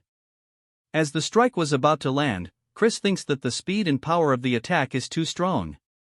As he dodges the attack, he thinks to himself that there must be a pay to defeat them. From the orb they are observing our Chad, cosplaying Old Man says that he surely has talent, as he elaborates that Chris's movement is different from the others. But Marion says that no matter what, he is still a child. But they observe that our Chad has already finished the bear, which shocks them completely. Moving to our Chad, he contacts him, asking Chris how he managed to slay it so easily. He explains that this guy has high physical strength and defense, but agility and magic resistance are reduced. Thanks to this, he exploited this gap, and at the right moment he injected dark energy right into its heart. Marion is shocked because the technique he used, but before she could finish, the redhead summons himself and says that he used dark death. Then he tells the kid that it's one of the technique he liked the most. Moving to Chris after he is done with the bear, that when our Chad realizes that he didn't deal with the lizard. But it doesn't give him any time to rest and attacks Chris, but he easily dodges the attack. But since it has 2 heads, the other one spits poison which he barely dodges. This lizard has 3 hearts, until he destroys all 3 of them at the same time. It will continue to regenerate, so he has to try a different approach. Using the dark energy as rope, he entangles the lizard with it, completely binding its movement. As he uses extreme force, the entire monster gets destroyed as all 3 cores get shattered under the force. Crazy Redhead says that what our Chad used was an applied version of dark destruction. Cosplaying Old Man says that he cannot see properly, so he should move aside. As he continues to get crazy, he asks Marion if she is the one who taught him this, but she instantly denies, telling him that she has no idea. He says that it's not something one can learn, but Redhead says that then there will be no need to learn dark magic. As for the clan leader, he remains quiet. Since our Chad is done dealing with them, he gets transported back to reality. And with a fox-like smile, he says that he had to think a lot, but it was a great lesson, giving credits to the leader. To add oil to the fire, as Marion and Redhead remains quiet, he says that thanks to the Lord he was able to learn how to apply dark magic on his own. He says that arrogance is a no, but he will begin the full-scale training of dark magic. He tells the turds to get out as they follow his orders. As they leave, Marion is concerned because this kid might be too hard on our Chad. He tells Chris that before the first magic transfer, he gives a question about what he thinks about dark magic. Chris tells him directly if it is to dominate the opponent with perfect dark energy. Hearing this, he asks him what perfect darkness does he mean. But Chris is nervous as he doesn't have an answer for this. He tells Chris to take a good look as he unlocks some kind of lock. The next second, the entire place starts shaking. he says that this is the beginning of all darkness as the entire place gets surrounded with dark energy. If he walks down the deep stairs, the 12 abyss awaits him and he should go and devour the Lord shrouded in darkness. In front of his hand a lot of energy accumulates, and a dagger made of pure energy forms. The old kid waves his dagger, feeling the attack. Our Chad thinks that it represents death and a single blow can kill him. It shatters the space behind Chris and he can't breathe properly because he remembers that it clearly cut his neck and passed by. The man explains that it is a sword of ideas that only cuts what it wants to cut. As the sword disappears he gets ready to leave, saying that he will give our Chad a month. In that time he should sharpen the black sword he just showed. As he leaves without telling him how to do it, our Chad is left confused. I don't get this, why are chapters getting smaller day by day? First thing in the morning Chris runs around the training area, then proceeds to do one-hand push-ups. Because of this intense training he is all sweaty as he takes off his shirt. His back has defined a lot. But it was all a dream since he has a long way to go, as he's still a skinny Barbie. Then he sits into a meditation pose, telling himself that he should go back to training. A pure dark energy form around his hands, it takes shapes into a dagger but it fails miserably. He is not quite satisfied since he has forgot count of how many times he has failed. Even when he manages to summon it, the most it lasts is 10 seconds. Moreover, it is nothing compared to the family head's black sword. That one was far more powerful and primal in darkness. He had said the following: climb the deep stairs and the 12 abysses will await you. Crow seeking wisdom accept it and praise it. Chris thinks that there must be a secret hidden in that incantation. Exactly 1 month after this scene, the duo Marion and cosplaying old man are coming down. He tells her that by now our Chad should have failed enough to realize his limits. He asks Marion if she is that worried about our boy. She says there must be a faster way, as he knows that there must be about 2 months left until the successor test. This cosplaying old man says that, with the purity of the dark mana he absorbed, rapid growth is impossible anyway. Even if he forces progress, he'll just hit a massive wall. So it's better to firmly build the basics. As they arrive and comes face to face with our Chad, he is extremely surprised. Because Chris had managed to manifest a dagger, as Chris tells him that he figured it was time for him to show up. As they are left shocked, Chris thanks the family head, telling him that it all because of him. That he managed to reach 3 stars faster than expected. Before he could finish, the sword disappears. Chris says that as he can see, faking it is the best he can do for now. He says that it took about a week to manifest the black sword. But to him it felt like a shell, the mysterious incantation he shared earlier. By 12 abysses, he meant the black sword must contain all attributes of mana. Hearing all this, the old man gets flabbergasted because it's the true black sword. Not only did he exceed his expectations, he even understood the full intent of the task. According to the clan leader, it usually takes a year just to manifest a basic black sword. And a lifetime isn't enough to comprehend 12 mana types and awaken the true black sword. Yet our Chad did all this in under a month. He really might be the lone hope found at the end of the cursed demonic path. This emotionless turd smiles, telling our Chad to be prepared as starting tomorrow. The teachings he will give him will not be easy. Instead of worrying, our Chad is just as confident as he says it's fine and trusts the family head. Since he is done with the first hurdle, he makes a cheeky face, thinking of raising a toast. He goes to the winery acting all crazy, jumping around left and right. He thinks he deserves a lucky break and he is drinking expensive liquor that he couldn't even dream of seeing before. He thinks it's better to drink this before Marie comes and take it away. Some calls for our Chad, turning around, it's a pretty face telling our Chad that he is drinking in broad daylight like always. Our Chad wonders who this 3-star demon is. Judging by her eye color, she is not someone from the dark family. With a straight face he asks her if she knows him. Hearing this, she gets and her attendant gets shocked. She asks him what he means by this, then proceeds to get extremely angry, so much so that she slaps him with mana. Because of this, our Chad falls to the ground, and the attendant tells her to let go, since there is no need to get associated with trash like our boy. As she turns around, the old man from the exam is here taking the wine bottle. Chris is very angry, saying that she is rude all of a sudden, asking him who she is, and he says that she is Princess Marissa of the Venom clan. Hearing this, he turns into a fool because she might really be his fiancée, to be precise his former fiancée. Chris is in a tough spot after this because he might have caused a problem. Moving to Marissa, as she walks through the corridors, she is extremely pissed to the point that it clearly visible on her face.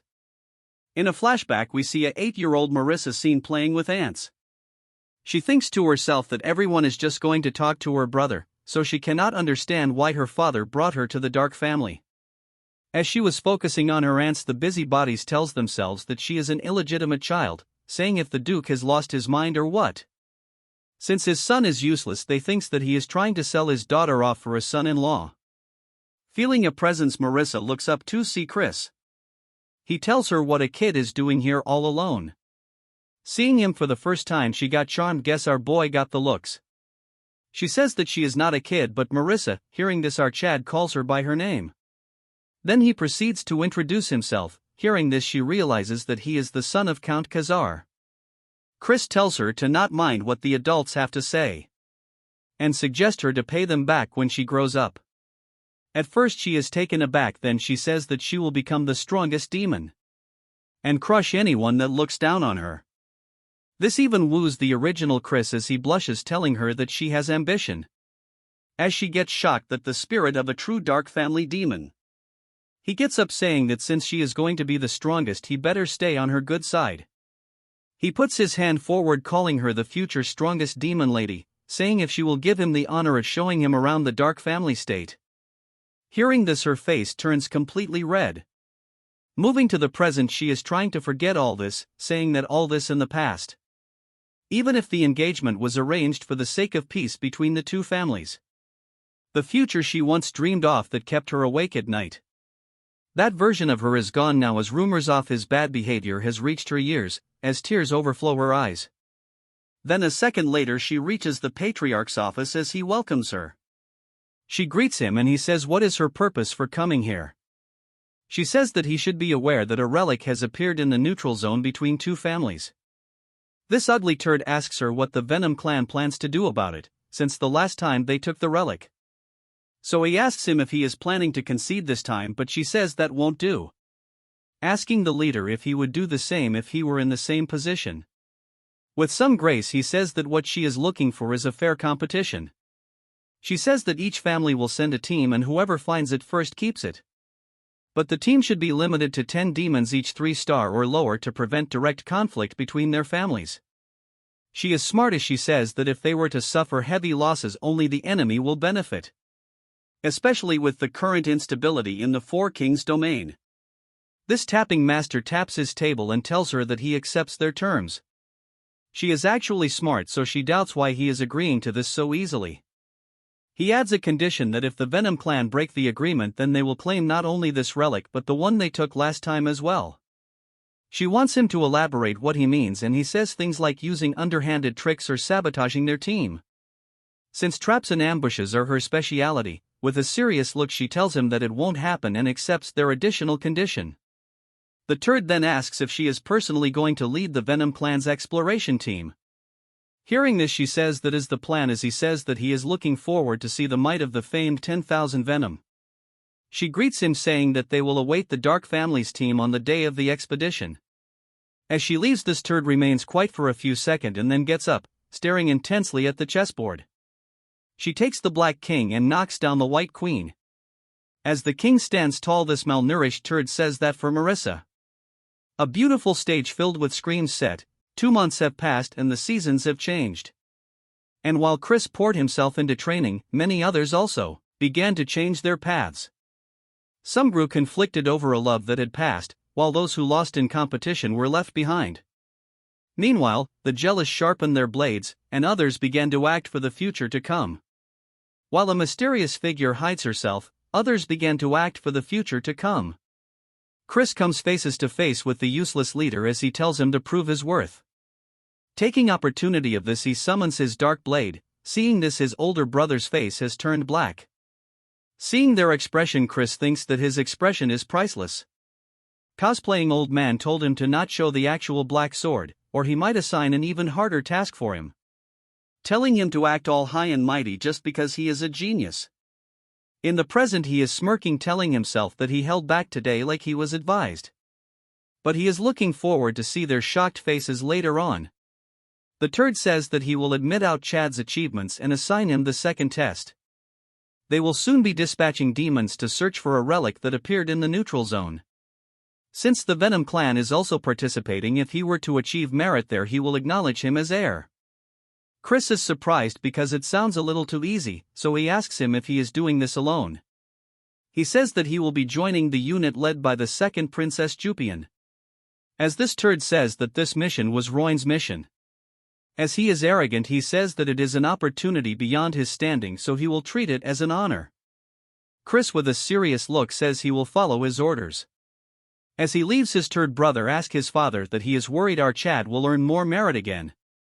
But he gets stopped as this turd tells him not be anxious since everything is going according to plan, telling him to be ready when the moment comes.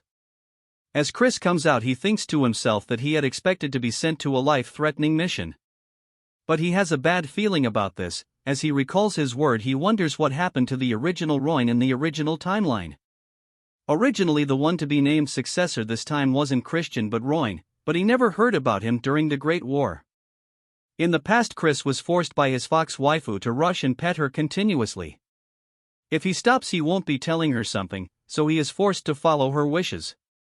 She says that it was about the demon amulet incident, a relic conflict between the Dark family and the Venom family.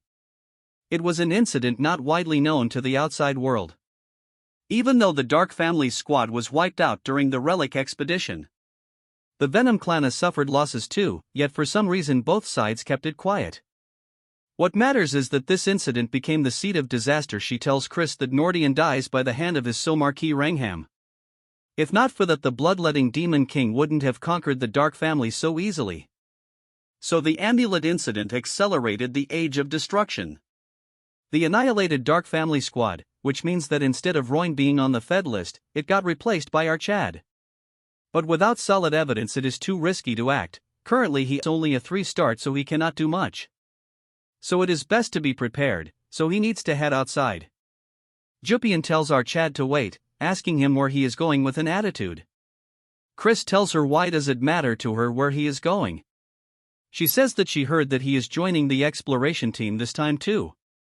She doesn't like it, but he will be covering Roin's place. Hearing this, our Chad says that he won't have to do anything right away, insulting him more, saying that he is an idiot who wouldn't have done anything right away. Hearing insults about her brother, she throws her dagger at blazing speed.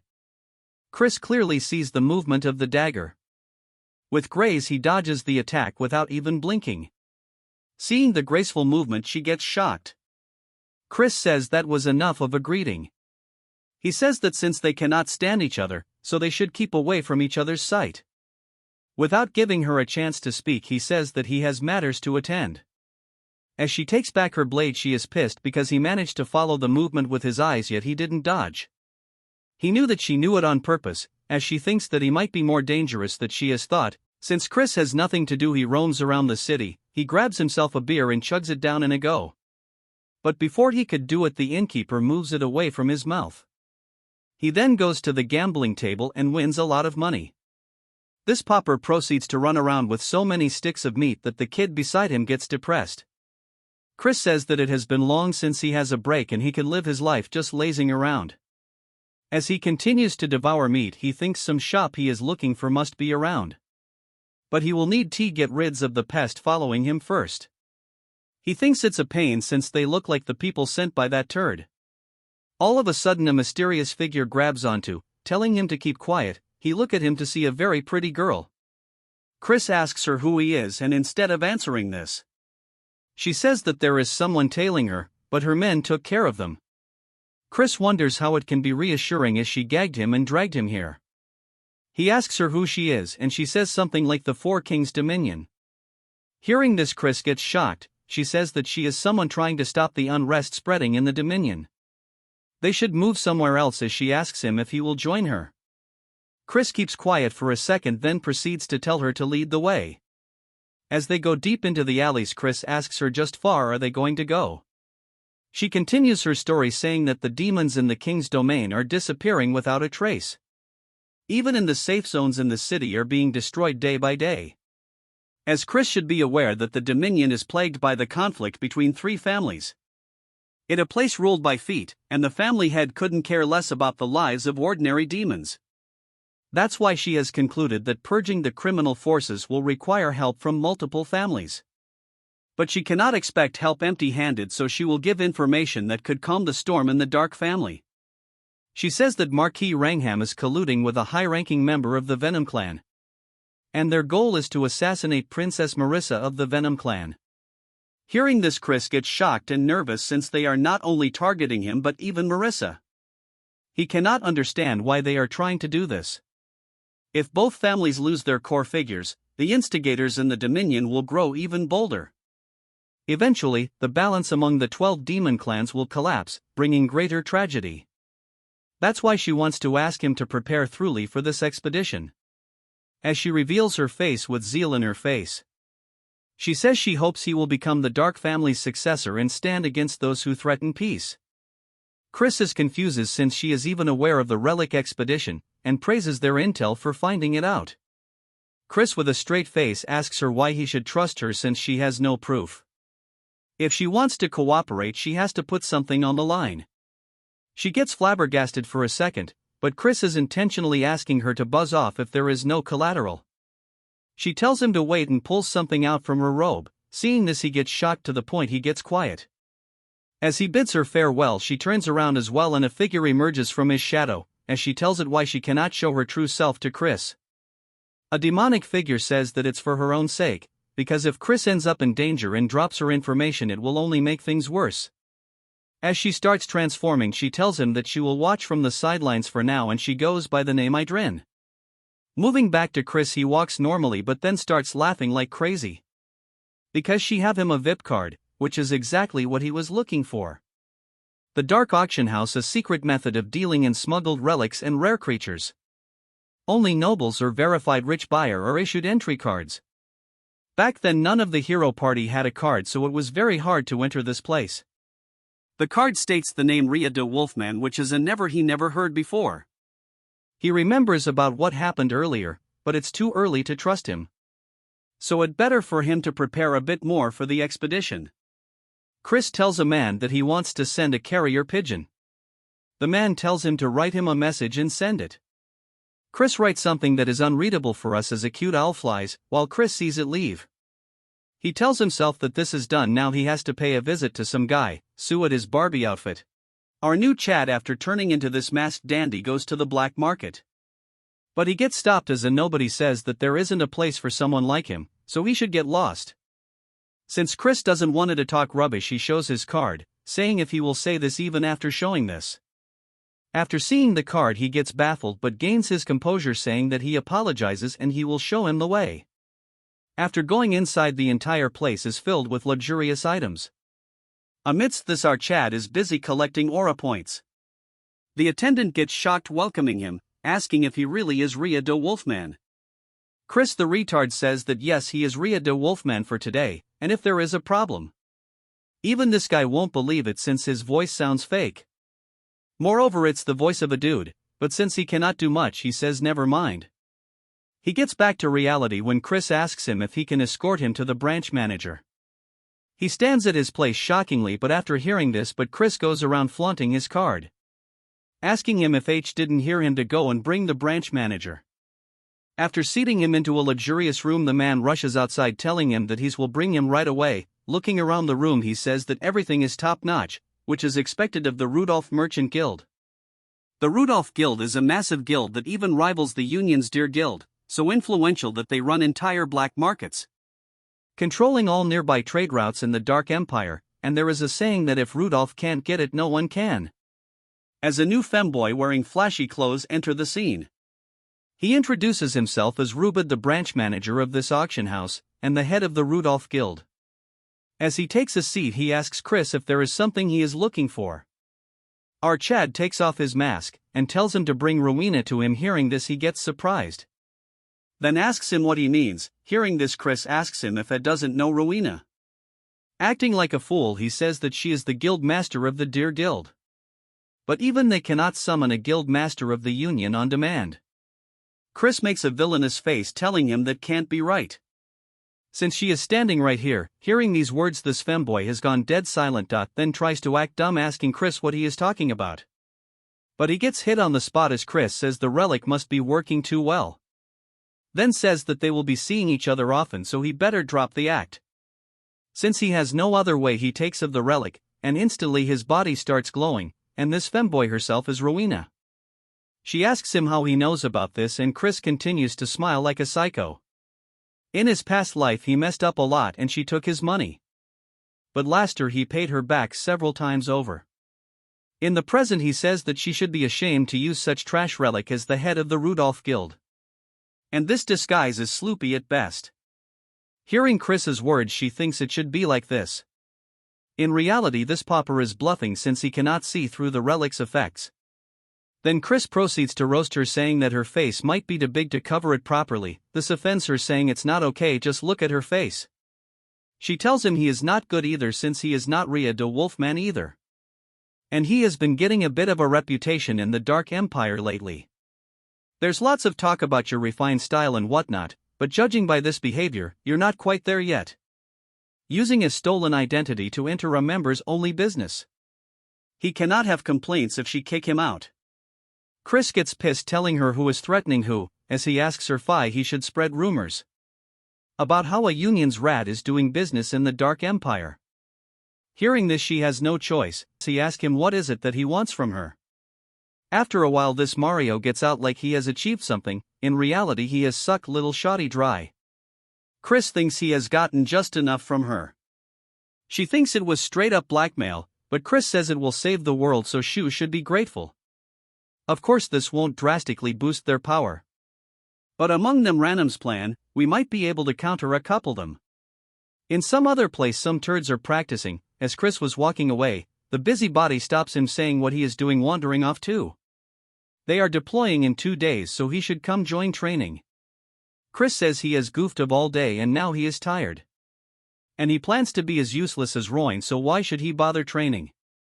As he bids them farewell, the redhead becomes pissed, but since this girl is smart she tell him to leave Chris be. As if he can do anything to our Chad, look at his face. As she tells him he is not worth the opportunity, but in her mind she wonder why he doesn't want to earn merit. It will be his loss, but she cannot understand why he is acting stupid. This part starts with Chris as he is with, and these two are currently staring at some plants. She asks our Chad what he will do with these, and Chris tells her that it is none of his business, all while he stares at the herbs. Then she drops a wooden case and opening it reveals an elegant looking fan, telling Chris he is not really in a position to be picky these days. As Reyna was about to take her leave, she tells Chris that she is not aware of what he is plotting, but her identity will stay secret.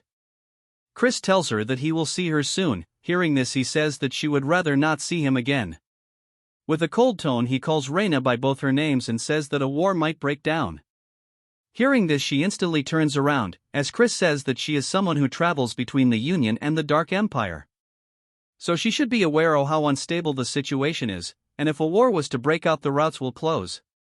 And she will have to cut of either the Union or the Empire, which means her profit will be cut in half. She says what he is saying is a leap of faith and not some children's game. But Chris's words instantly shuts her off, telling her that considering the rumors out of the Dominion lately it's not total nonsense. She thinks to herself that it is true and that the atmosphere hasn't been great lately, and there are a lot of families pushing for war with Union. As she goes through a letter which states that the Dark Clan is planning to start a war with the Union. She moves on to Chris, telling him why he is telling him all this. She tells Chris that he should know that she is a mere merchant and she can stop a war. Chris agrees on her as well, but asks her that she should become his sponsor and he will make sure that the future without war happens.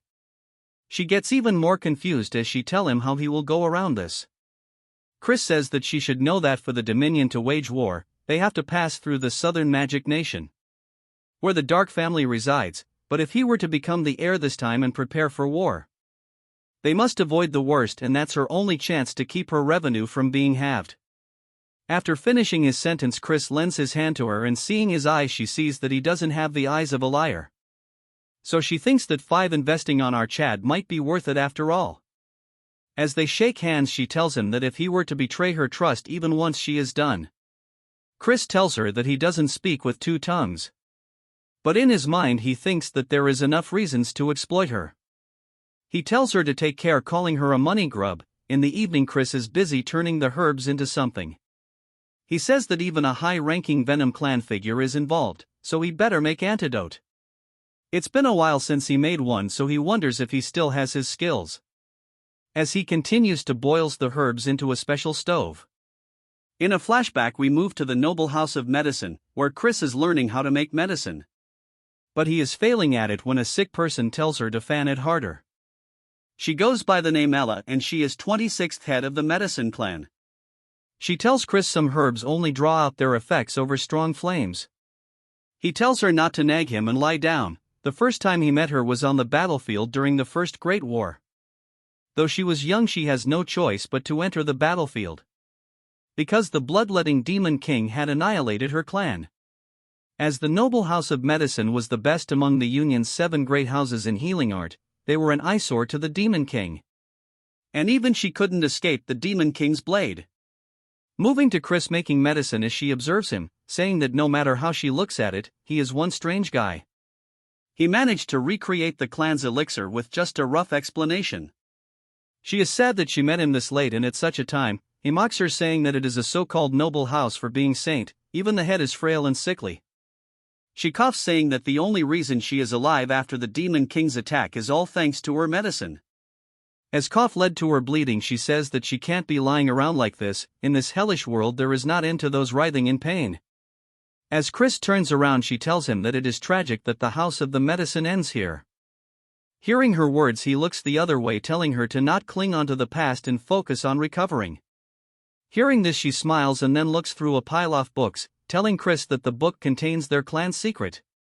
Only a portion of it survived the war, but he should accept it. As her coughing intensifies, Chris tells her to get some rest. She grabs onto his hand and tells him Chris to save those who suffer in her place. If he can do that, she can close her eyes in peace. Hearing this, Chris remains quiet, then tells her only if she will allow him to call her master. Hearing this, she smiles and then says that calling someone like her, who can't even teach properly, guess she managed to choose the right disciple after all. As Chris cosplays into a medical saint, he is crowned as the 27th head of the noble medicine clan. He thinks to himself that because the books were damaged, he couldn't master the clan's secret techniques completely. But he roamed around the battlefield to keep her promise, and because of that he was known as the saint of the battlefield. As he manages to make the pellet, he calls for his master, saying that he is probably living well somewhere, and even in this life he will keep the promise he made to her. As an eagle soars into the sky, we move Chris's original house. And his father has gotten a letter from Out Chad, as he is aware that according to her sister he obtained the Dark Core, just like him. As he tries to read the letter. As he reads the letter, he instantly gets serious, telling his attendant that he will need to make some preparation for his son. This part starts at the Baskin Mountain, which is the border ID the Dark Clan and Venom Clan. The so-called team leader tells her team to move in teams of 2 as they all agree to her orders. There is an exception. Our Chad tells her that he will go alone. She says at the pace of a snail, when does she expect them to finish searching this place? The Venom Clan already searched through this place, and they will probably beat them up to it again. She tells Chris that this is a zone where a class 4 or higher demonic beast appears, so he should not expect rescue if he is in trouble.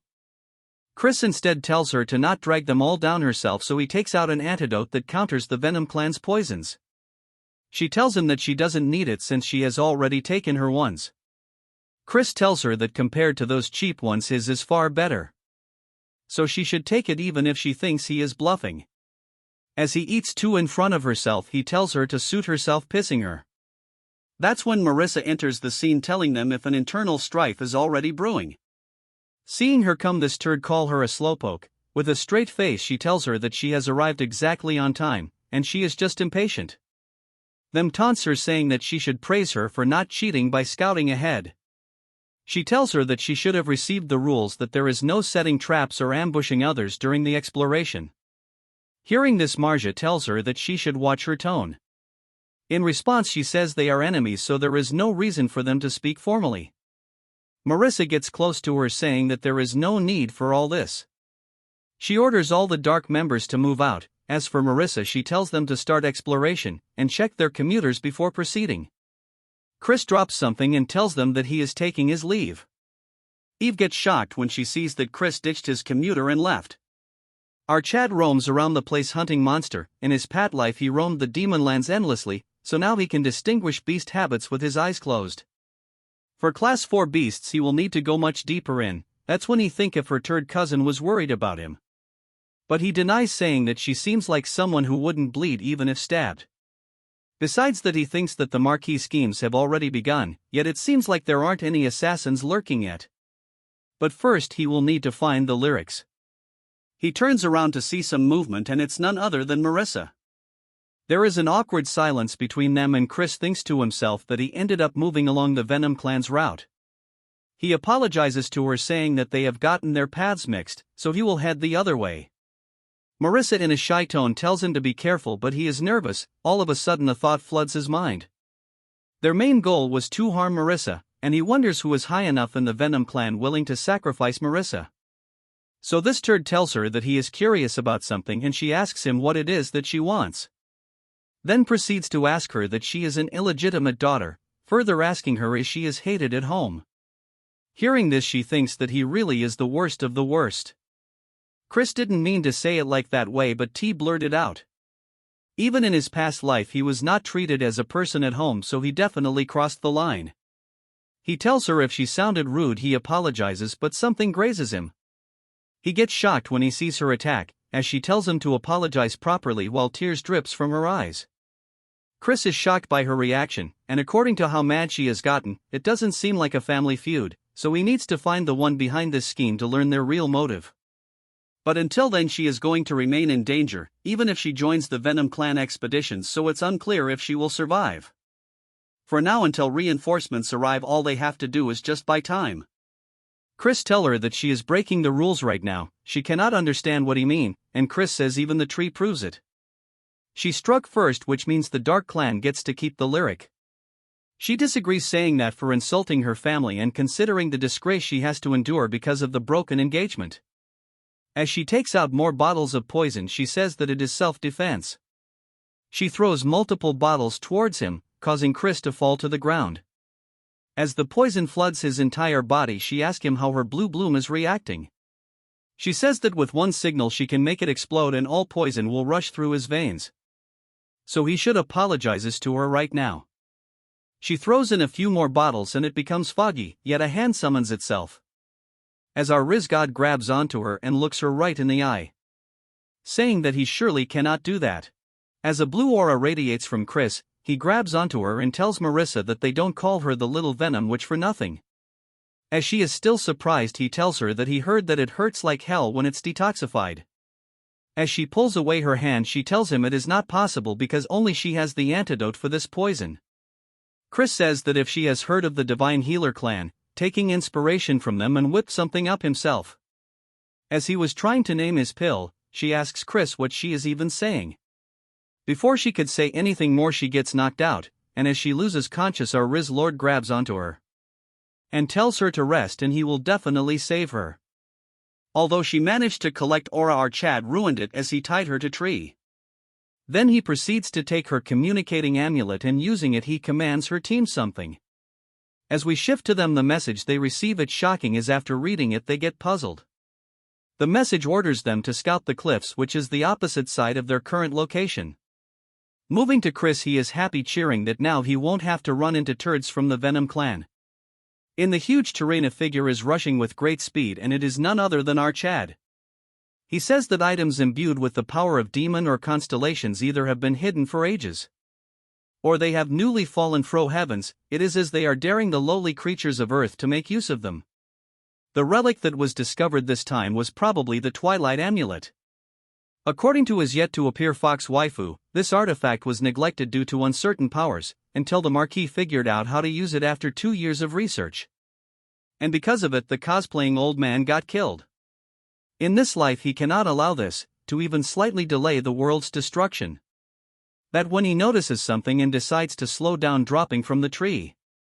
Then he proceeds to check his surrounding and notice one of the leaves damaged. That is when he notices footprints in the demon zone where no one is supposed to live. Since relic cannot grow legs, it seems that someone got here before our Chad.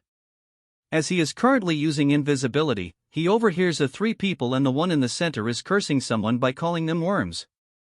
Chris analyzes that the one in the middle is from the Venom clan, and he is a 4-star at that.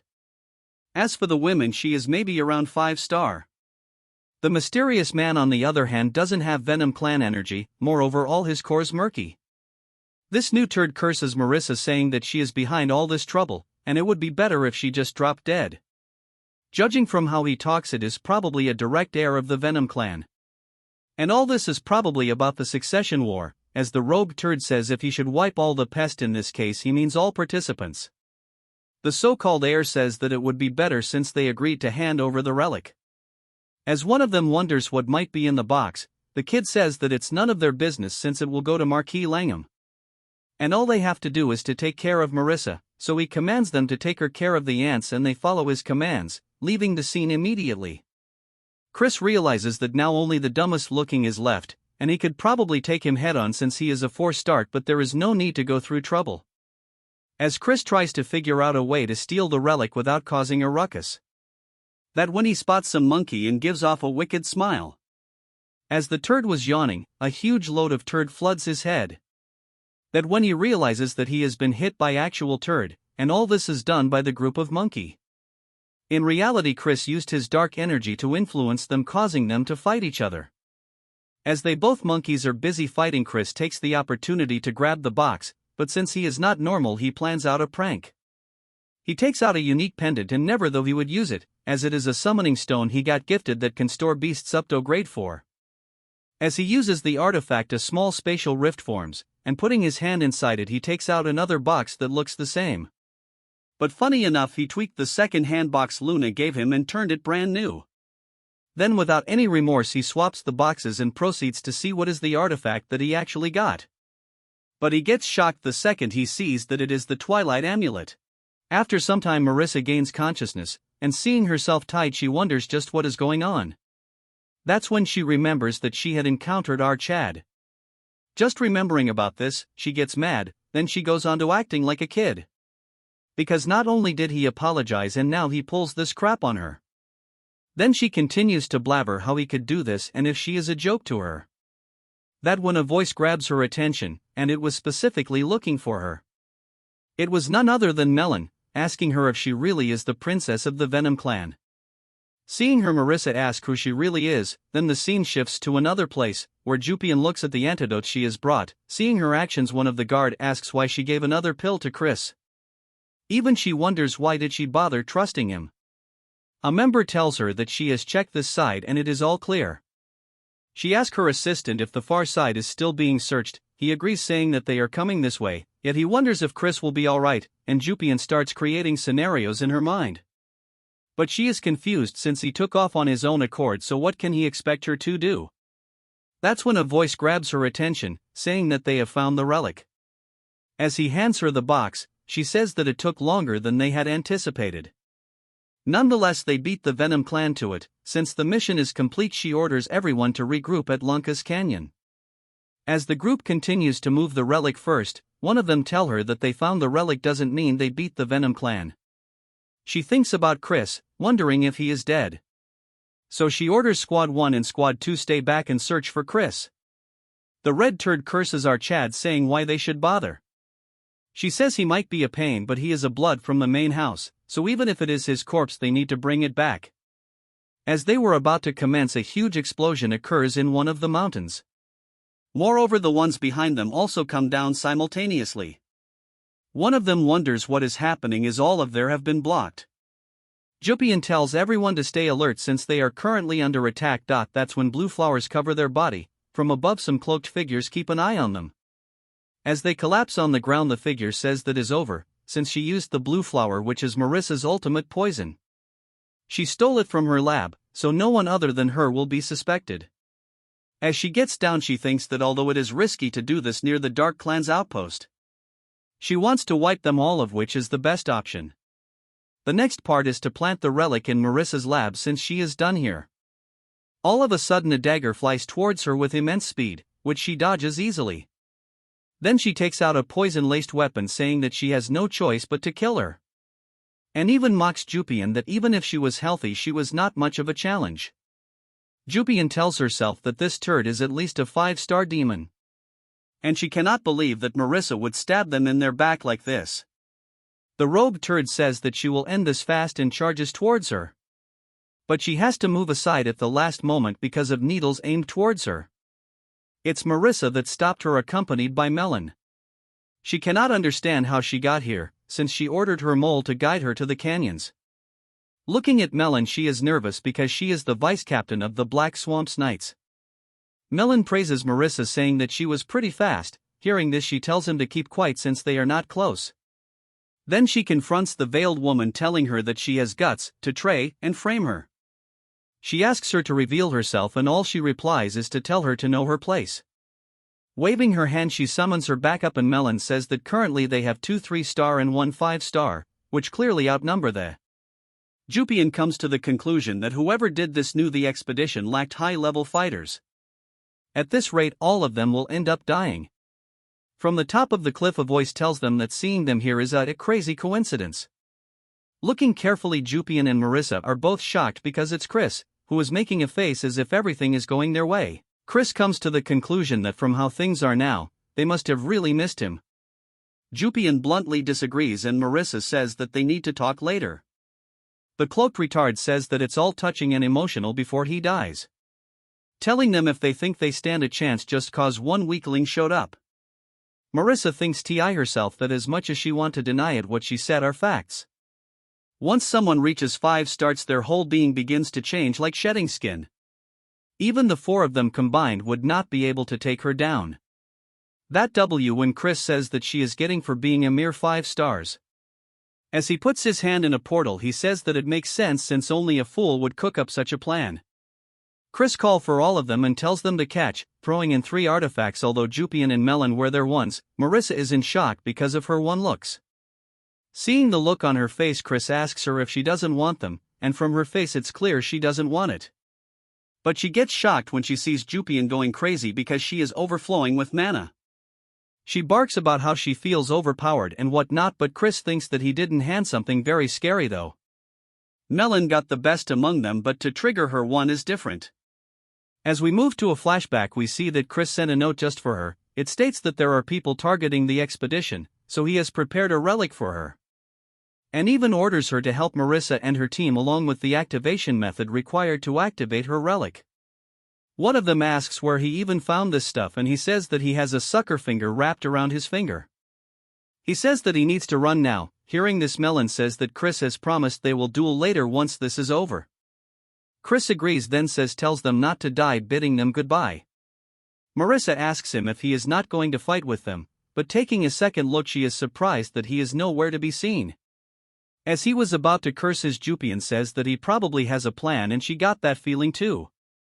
Seeing her glowing face, Marissa wonders why she is defending him. Moreover, she has a dreamy look in her eyes. The arrogant turd says that a few toys won't harm her, as she releases a wave of poison energy. Jupian is tensed since she released black steel chi. It is a destructive force only those who have reached 5 stars can wield. As Melon points her swords towards them, she says that Chris previously told her that star ranks don't determine the outcome, and the arrogant get destroyed because of their arrogance. Jupian also agrees, saying that these guys who relies on strength only, she always wanted to crush them with raw power. Melon tells them to follow her as she will lead the charge. Jupian tells Marissa to get going, but she is still shocked over her relic. But out of option, she wears the frog-shaped headband ready to fight. Jupian on the other hand throws a bet about who will take out their opponent first. Melon says that she will be fighting the cloaked turd. Hearing their conversation, she gets pissed, throwing poison needles, which Melon easily blocks. But because of her greater mana, she easily gets behind her and launches strike that overpowers her. She thinks it's not bad and creates distance, launching more attacks that eventually injure her. Then this turd proceeds to roast her, saying that she is nothing but a bug, and the Black Swamp Knight are all trash. Melon, although nervous, tells her that if she really is 5 stars, since it felt like a tickle. This pisses her off, and as she charges towards her, she grabs onto her face, releasing a curse right at her face. She cannot understand how a 4-star curse is affecting her. Melon says that the artifact doesn't only boost her strength but also amplifies curse power with her blood. As she is frozen in place, she realizes that Melon took the hit on purpose. Before she gets any more screen time, Melon finishes her off. Seeing her fall, her subordinates look towards her. In that short time, Jupian has subdued her opponent as well. Moving to some other place, our troll is calling for the other 5 stars, saying if he is planning a sneak attack or something. Then taunts him, but saying if he's scared of him. Hearing this, the figure comes out and Chris is happy to finally get a sight of him. This concludes this part. Comment chat for quicker parts.